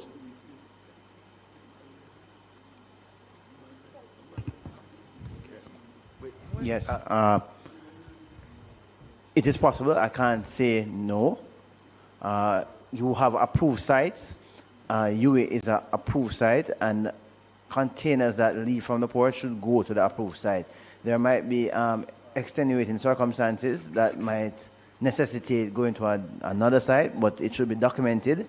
But for all intents and purposes, the container should go to the site that is approved.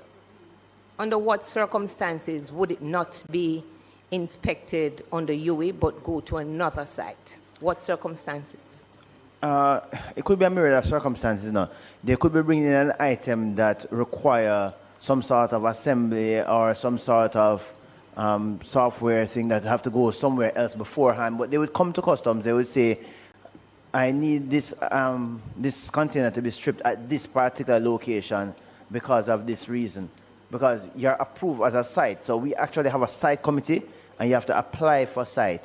And so we will approve you based on certain conditionalities, such as cameras, the security apparatus, and so forth.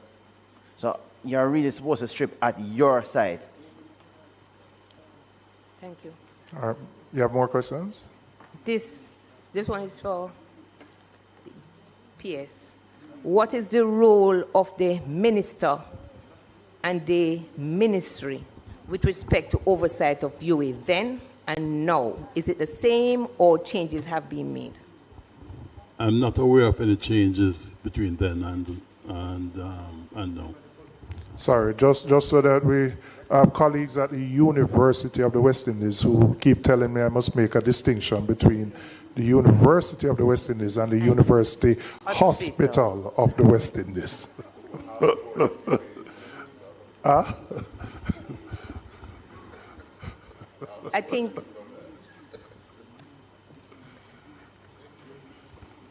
I don't believe it's the last occasion, but before this committee was made aware that the ministry was not aware of some of the decisions made at the board level or even by the UHWI.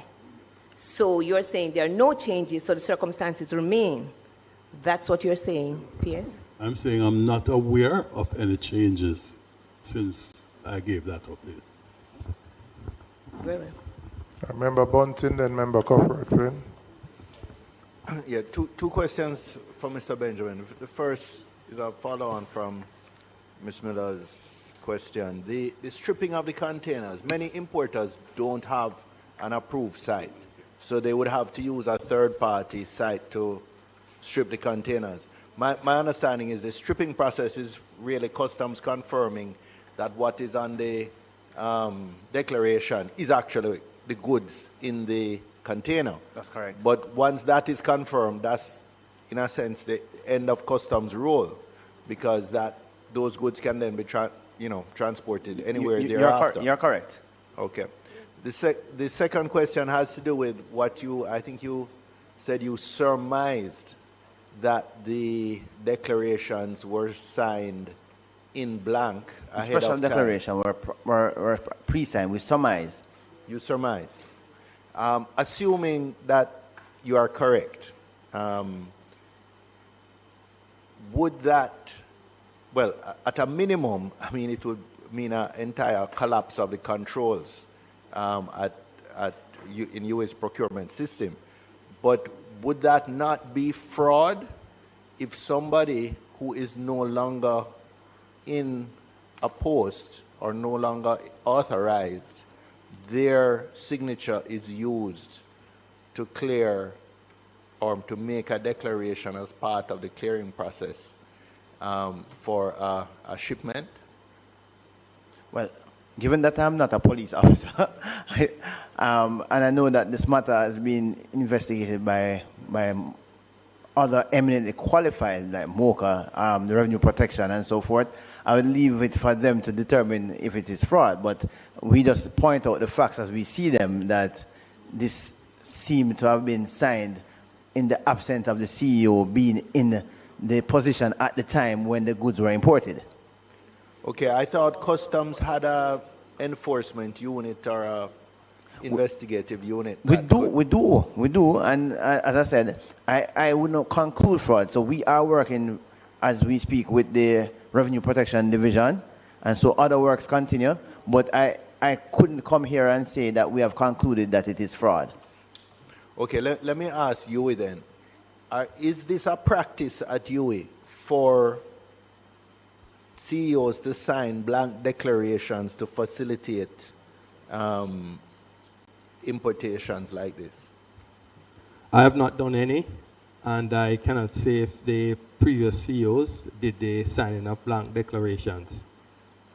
Anybody from procurement who is here from UE, who have been around for a while, can say if they are aware of such a practice?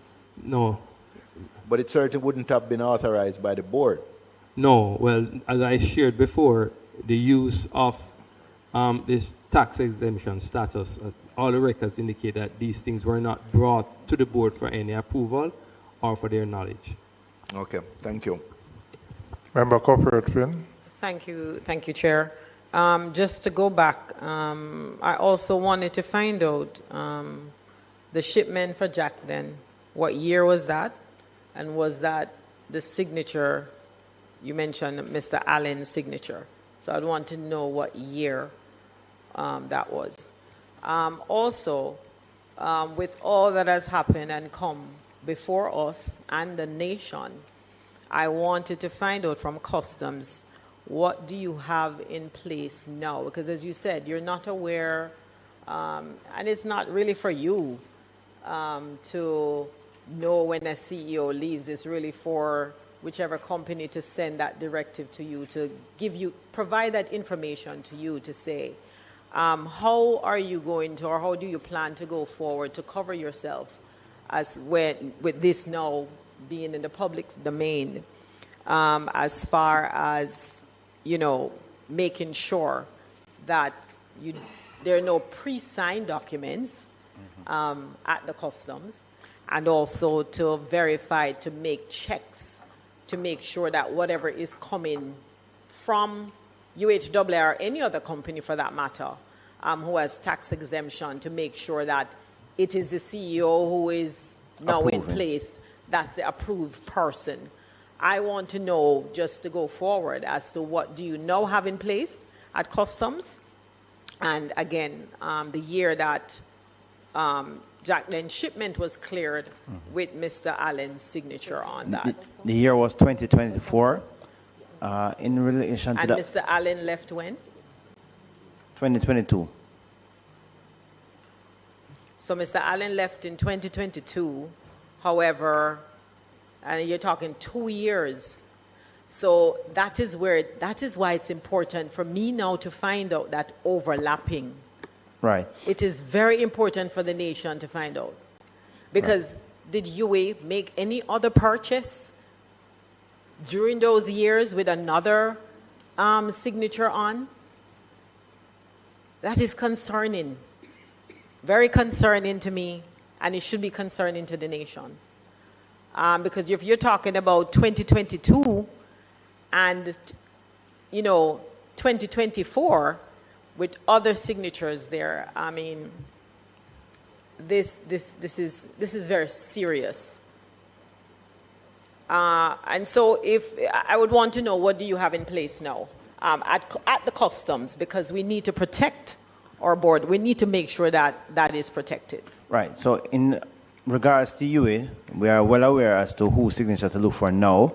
But beyond that, we are conducting a review because we want to move from the almost manual basis in which it is done, and to look at a more electronic system similar to what occurs with, for example, when you apply for a concession as a government worker and it comes through a system. So we want it to be more system-based, where when the hospital is sending something, it's actually coming through a system and it's being written off.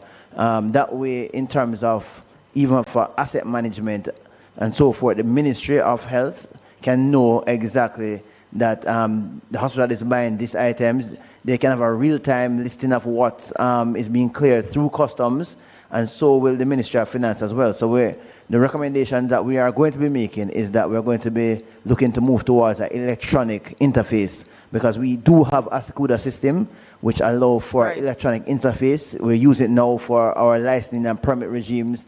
We already use it with the Ministry of Health for various permits, and along with the Trade Board and other entities. And so we think that this is where we need to go. Right. I am aware of that SCUDA system. So again, so you will have a more robust system in place to make sure that this doesn't happen. Correct. For you, Mr. Acting CEO, you have a very, there are eminent people on the board, and I know that persons. What will be in place for future, or what's happening now because I know that not everything may come to the attention of the board, but what will be in place to make sure that these things, when it comes to pre-signed, to make your checks and balances to balance out, to make sure nothing is going on in other places that persons are doing things behind the board's back. What are you putting in place to ensure that this doesn't happen again? Okay, thank to you, Mr. Chair. The board, Mr. Patrick Hilton is the chair, and with the approval of the board, we are setting up a procurement oversight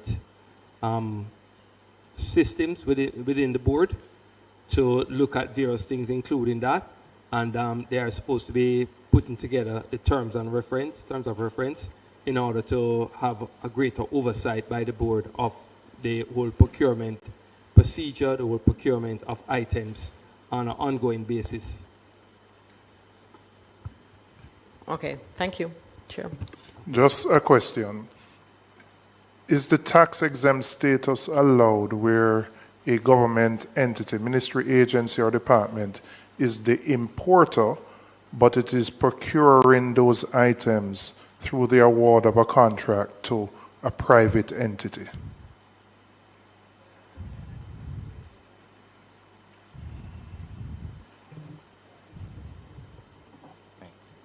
Yes, I think it would depend on the circumstance.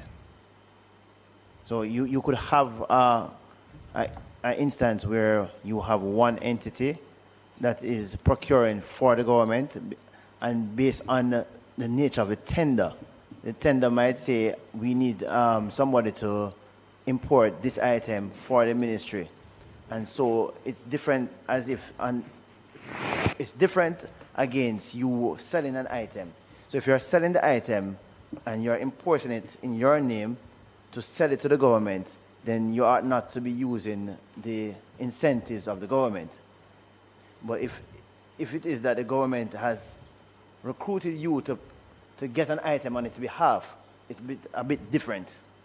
So it all depends on the circumstances.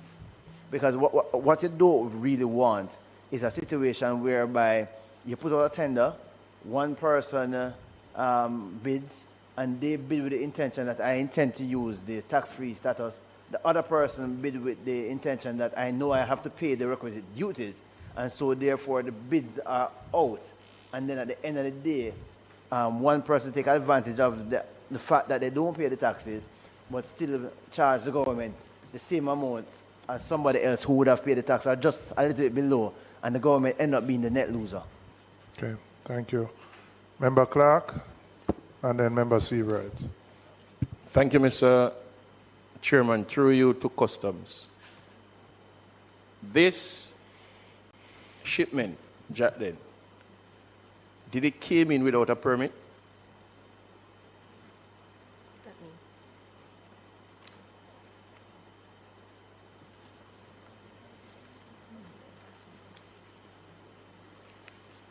One second, I'm just checking to see if there's any item on it that requires a permit, because not all shipments require permits.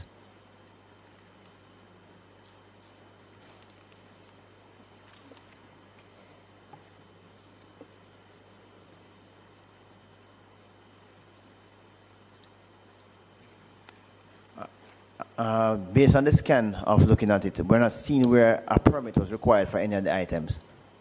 Okay then, thanks. Member Seawright. Yes, thank you, Chairman. To the Acting Director of Customs, just a quick question for the public's knowledge, because I've been getting some WhatsApps. Of course, the USWI has stated that the practice has been discontinued and corrective measures are in place, so that's good. But can you clarify to the committee the full scope of your audit, specifically, what are you going to focus on? Is it customs duty recovery, breaches of import procedures, misuse of tax exemptions, privileges, etc.? Or is it just broader institutional compliance issues? What's the focus of that? No, well, we wouldn't be focusing on the institutional compliance level, because that would be more for their internal audit, and the Auditor General has already done that and continue to do that. We will be focusing on revenue recovery to see whether or not there has been any misuse of the benefits that have been accorded, the Auditor General did highlight 4, and so we have moved to deal with those 4 at the front end, and we are going to be doing work to see if there is more beyond the 4, and to see how best we recover the revenue. We would have assessed for the first one, for Jatden. We would have sent the assessment to the UA. We would have also indicated to them that there will be a breach, because there is a breach of the Customs Act, because there has been a false declaration. And so we will move in that regard to recover what has been lost from the government of Jamaica. And just for the interest of the public, I mean, how long will this audit process go for? The broader audit? Yeah. The broader audit should be wrapped up within the financial year. As I indicated earlier, it will start within a month, and we have 4 teams that are dedicated to it. So it will wrap up maybe before the end of March next year? Yes. Okay. And then another one for you. No, and you touched on it a little bit. Given the issues uncovered, would you say this matter highlights a broader vulnerability across public bodies regarding the use of tax exemptions and so on? It highlights the potential, and so it indicates that we have to move to a more electronic platform, a safer platform, a platform that we can monitor more effectively, one where the approval and the authorization is being done by the persons who have the requisite credentials. So, for example, if this were a secure platform, the current CEO of UWI would be the one who would go online and would enter and give the approval. And so there would be no argument as to, oh, you're using a signature for somebody who was no longer there, because that person would no longer have access to that system. So that's why we want to move to an electronic platform. And would that include like automated TCC verification, stuff like that? Yes, well, we already have that. So the Asakuda system does automatic TCC verification. It reads from the TRN to ensure that whoever is using the system is so authorized, and it also has a table to ensure that the person who is using the benefit has already been approved for that benefit. So I can't just go on and try and access a benefit that is for UA or a bauxite company, for example. Okay, thank you. Member Miller? I noticed that you're strengthening your procurement oversight at UA Hospital. Just curious whether or not you had requested any drawdown for Melissa with respect to Melissa relief funds, and if at all this went to the board, and how much? There are no records showing me that any requests any such requests were made.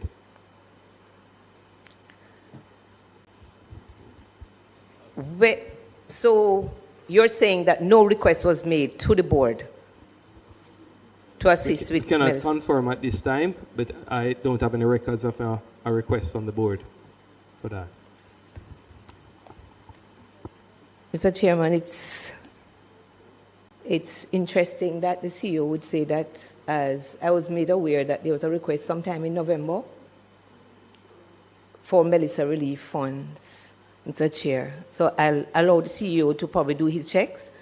Again, that brings to light the oversight of UHWI. Well, I think the CEO it would have predated his incumbency at the time, but if you can do the research and come back to us on that. I will do that, Mr. Chair. And if you could also get the figure of how much was spent? How much was spent and who did that audit to see what damage UHWI received to warrant the request, and whether or not the board approved that request.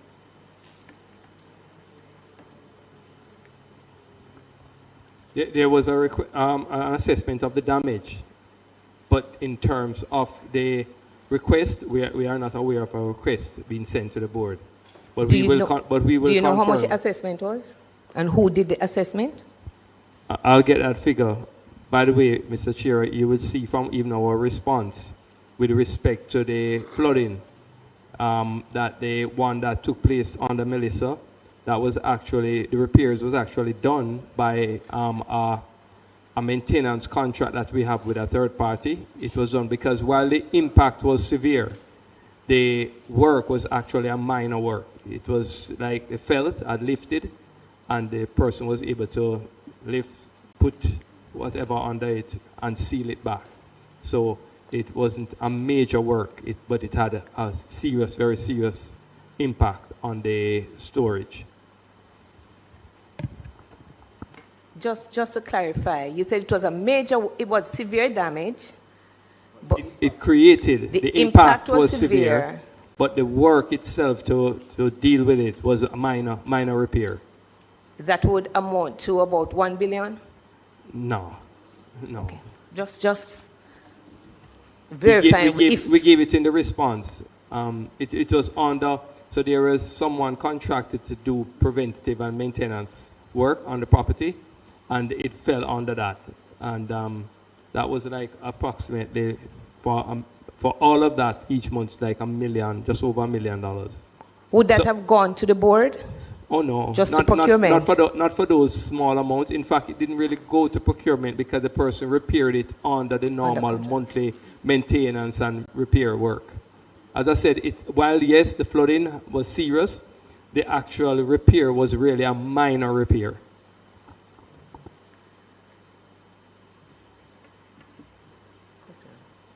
Any more questions, Member Miller or Member Bunting? I'll come back. I'll come back in a minute. You'll come back? Okay. Mr. Benjamin, much earlier you had mentioned that there was a special code for imports made for UE, for University Hospital.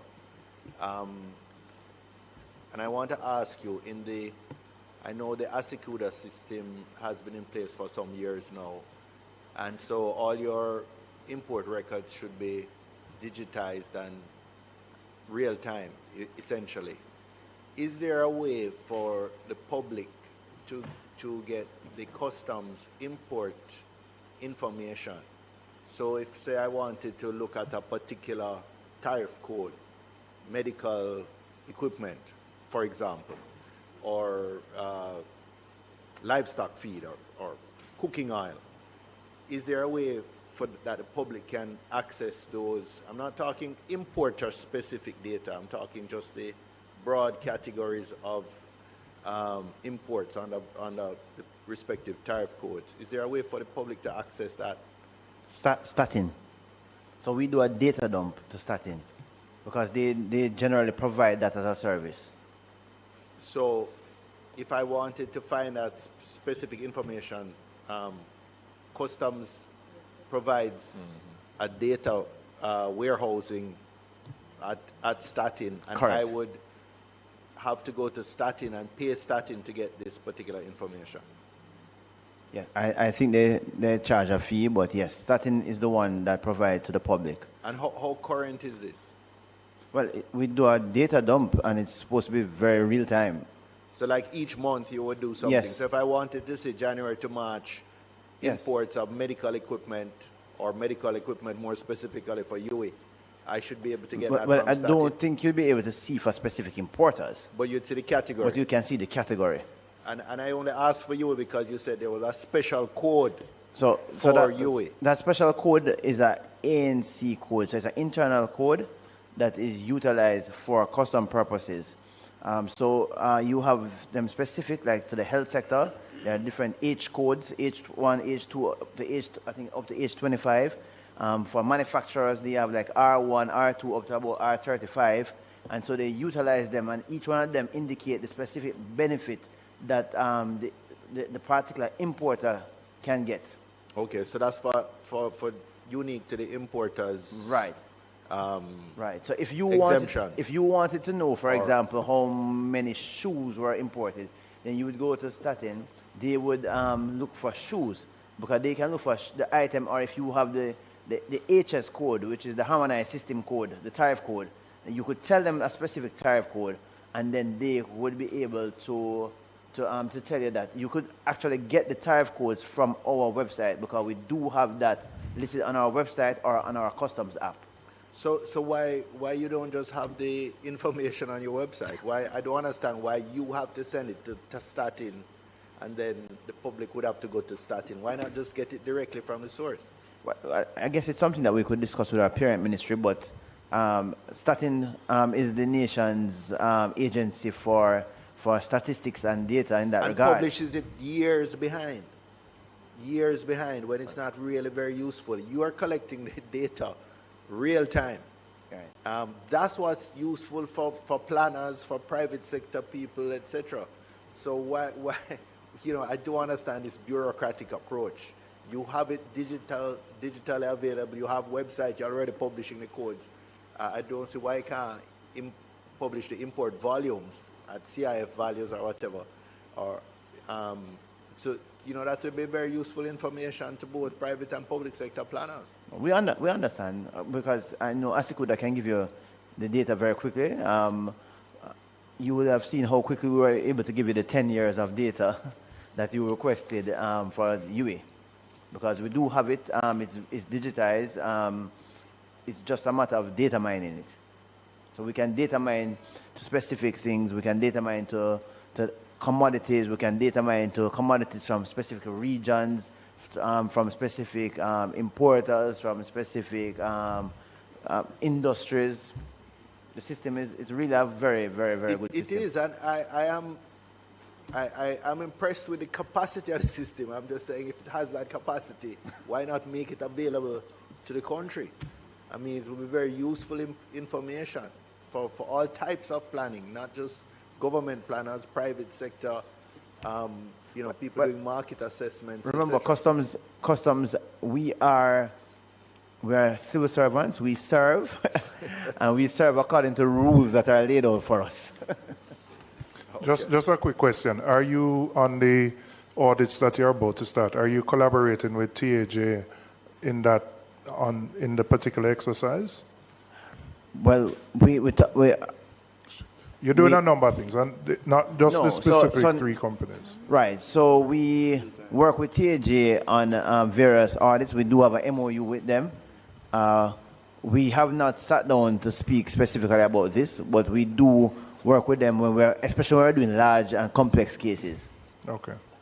Well, Member Seaver. Well, as a follow-on then to the chairman's question, before this Auditor General audit of the UHWI, had this or similar cases involving third parties benefiting from a public institution's tax-exempt status ever been flagged by customs as a matter of concern? I'm just curious. Not to my knowledge, but I mean, we've had misuse whereby the beneficiary would have brought in items that we felt upon audit was contrary to what the intent of the legislation was, to give them that benefit, and we would have assessed them and recovered sums. Okay, thank you. Member Miller? I know the Auditor General is doing a separate Melissa audit, but I'm going to read a document for the persons at UHWI and ask you if you're aware. And this is related to procurement for I will soon. Damages related repairs and replacement costs, Hurricane Melissa. Hurricane Melissa caused widespread infrastructural damage across UHWI clinical, administrative and support facilities.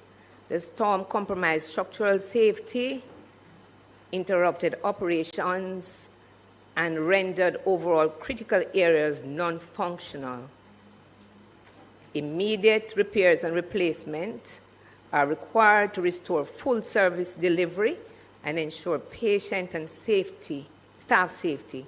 The total estimated cost of repairs and replacement is $913.8 million. Was this presented to the board? Are you aware of this document? I have no record to say it came to the board, but I will investigate and let you know. Please do, because I'm aware that I was made aware that this document was a document sent to the board and acknowledged. He will do the relevant investigation. What's the point of order, member? Yeah. Member Miller, if you reference in a document, you have to indicate the source of it. It is a document prepared and presented to the board, Mr. Chair, November 2025. All right, I think we should allow the acting CEO to do the research. Do his research and come back to us and indicate whether he's aware of that or not. My thanks. The member made statement from a ghost document. Can the member say which document, so that if she's asking the CEO to go in search, he knows exactly what he's going there to search for? It was a document submitted to the board November 2025. Is there a title to the document? I'm not aware as it's a document presented, and I'm sure that it would be in the board document. I'm sorry. It's a document presented to the board November 2025. Mr. Chairman, I observe the member reading from a script on a telephone. It means that whosoever sent it to her or the research that she would have done would have stated a title. Clearly, Mr. Chairman, something is not right. Tell us, let us know exactly where you get it from. It's not only the CEO who wants to do research. I would like to research the document just the same. Mr. Chairman, the CEO is the representative here. No, Mr. The Chairman. acting CEO is the representative here, and he has taken the responsibility to do the research. To do the research, Mr. Chair. He has taken the responsibility to do the research. The member has raised an issue of some information which has come to her attention. She has asked, that has come to her attention. Mr. Chairman, you know better, you know. You know She better. has raised an issue with information which has come to her attention, and she has asked the CEO, who has committed to doing the research, and come back to us and confirm So what the CEO is going to look for? whether what has been said is so or not. What is it that he's going to look for? Right. Okay. I don't know that we can go further with the pass it matter. to the CEO. The We as acting members need to know. CEO said he'll do his research and come back and report whether it is so or not. If it is not, so it's not. If it is, it is. No, All right? Mr. Chairman. Mr. What? Chairman, you're not leading. Just permit me. The standing orders does not provide for a member to read from a statement and present it to the Parliament. The standing orders does not provide for that. So we have to follow the rules. And she has raised, Yes, Member it does Frank, not. she It does raised not. a question of some information that was brought to her attention. No, it can't come so No. under the standing orders. We can't. It does not provide for that. The standing orders does not read it. It does not provide for that.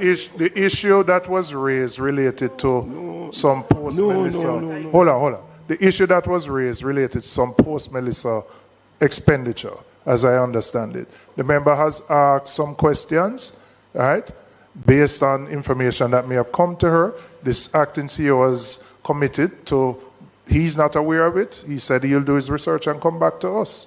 No, Mr. Chairman. I mean, no. But we can't go further with it. So we should not accept it.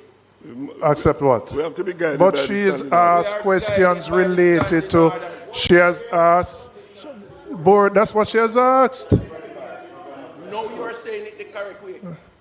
Mr. Chair, Yes. if I may. Mr. Can we just quiet down a bit? I see something. I'm not sure. One second. Yeah. I'm not sure if this is the document that the member is inquiring about. I see it here on page 3, post Melissa repairs to UHWI. The committee requested details on the amounts spent on the repairs. The answers provided in table below. The contractor engaged, the answers provided in the table below, and so on. Ward 4 repair, roof repair, who the contractor was, if it was direct contracting or what that was. I'm not sure if this is what she's speaking of. Is this what you're speaking of, member? In addition to that. In addition to this. This was raised here, but I am requesting specifically to the document. Which November document? 2025. No. You have to be very specific now, because questions were asked in the last meeting about post-Melissa repairs to UHWI, and those answers were given to the committee in regards to the post-Melissa hurricane damage that we ask in this committee. No, I'm not speaking to you, I'm not speaking to you. I'm speaking to her to respond. Why are you trying to stifle the member? I'm speaking to her to respond. Yes, Speak to the chair. yes, Chairman, yes. what I'm asking, Yes. she mentioned that it is in addition to. Yes. I'm now asking, in addition to these questions, I'm asking now the member to tell us what is the question that she's asking in regards to the document. What I from heard her ask 2020. is if there was a submission to the Right. board for expenditures amounting to $900 million post the hurricane. Yes. And Right. the So CEO that- has... Okay, so that is in addition Yes, to and the this. CEO has And said he it will touches on So do there's his no research. contention, I just wanted to find out exactly the question Yes, and the that she's CEO has, asking. acting CEO has said he doesn't know, but he will do his research and come back to us. So we'll wait on the update on that. All right, thank you. Members, are there any other questions? Yes, Member Clark.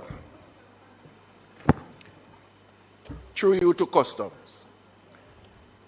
I am reading from an interview with the Sunday Observer, the director of Jacqueline. In it, he said he told the Sunday Observer that it had been incorrectly reported that the UE imported the dialysis machine for Jacqueline. According to Gordon, the machine had already arrived in the island when the company was then informed that it needed an import permit from the Ministry of Health, which could not be processed in the time that was available to Jacqueline. Through you to Mr. Benjamin, are you aware of the situation that the machine came in without the necessary permit? No, I'm not aware of that. Can you do your research? I will do my research. Thanks. But sorry, that's what I do. Even if it is that an item came in without a permit, if it is in the hospital name or individual name, it's still a breach. It's still a breach. Yeah, it's still a breach. We'll do our research. Our members, are there any other questions? I think there's a 12:30 committee meeting here. I want to get the answer, Mr. Chairman, because then there are going to be follow-up questions to the situation of a breach. So we'll wait until that Yeah, he said he would do his research and come back to us.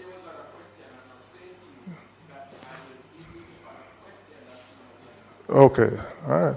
If you want to write them down and submit them, I will accept them. Members, any other questions? Could I? Oh, the 12:30 is cancelled, but we don't need to stay. All right, can I have a motion for the adjournment? Thank you very much.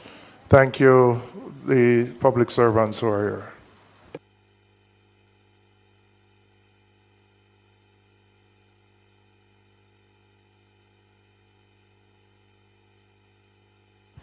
Sorry, the date of our next meeting would be May 12th. Okay? Thank you.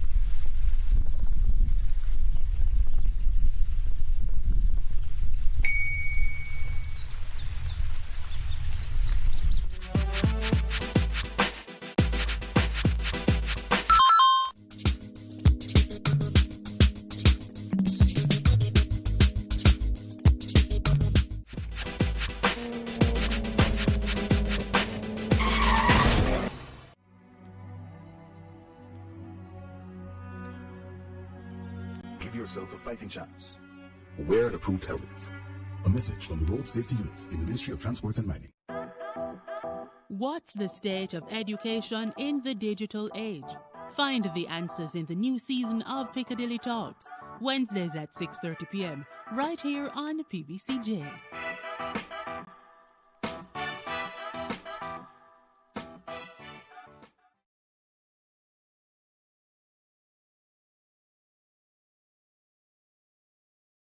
Yo, babes, why me I call you so much time and I not get you? Sorry me lick you again yesterday. Yo, me know me mess up, but I can't wear them something there road and I expect me to react. I know me jealous and fool and easy to lose my temper, but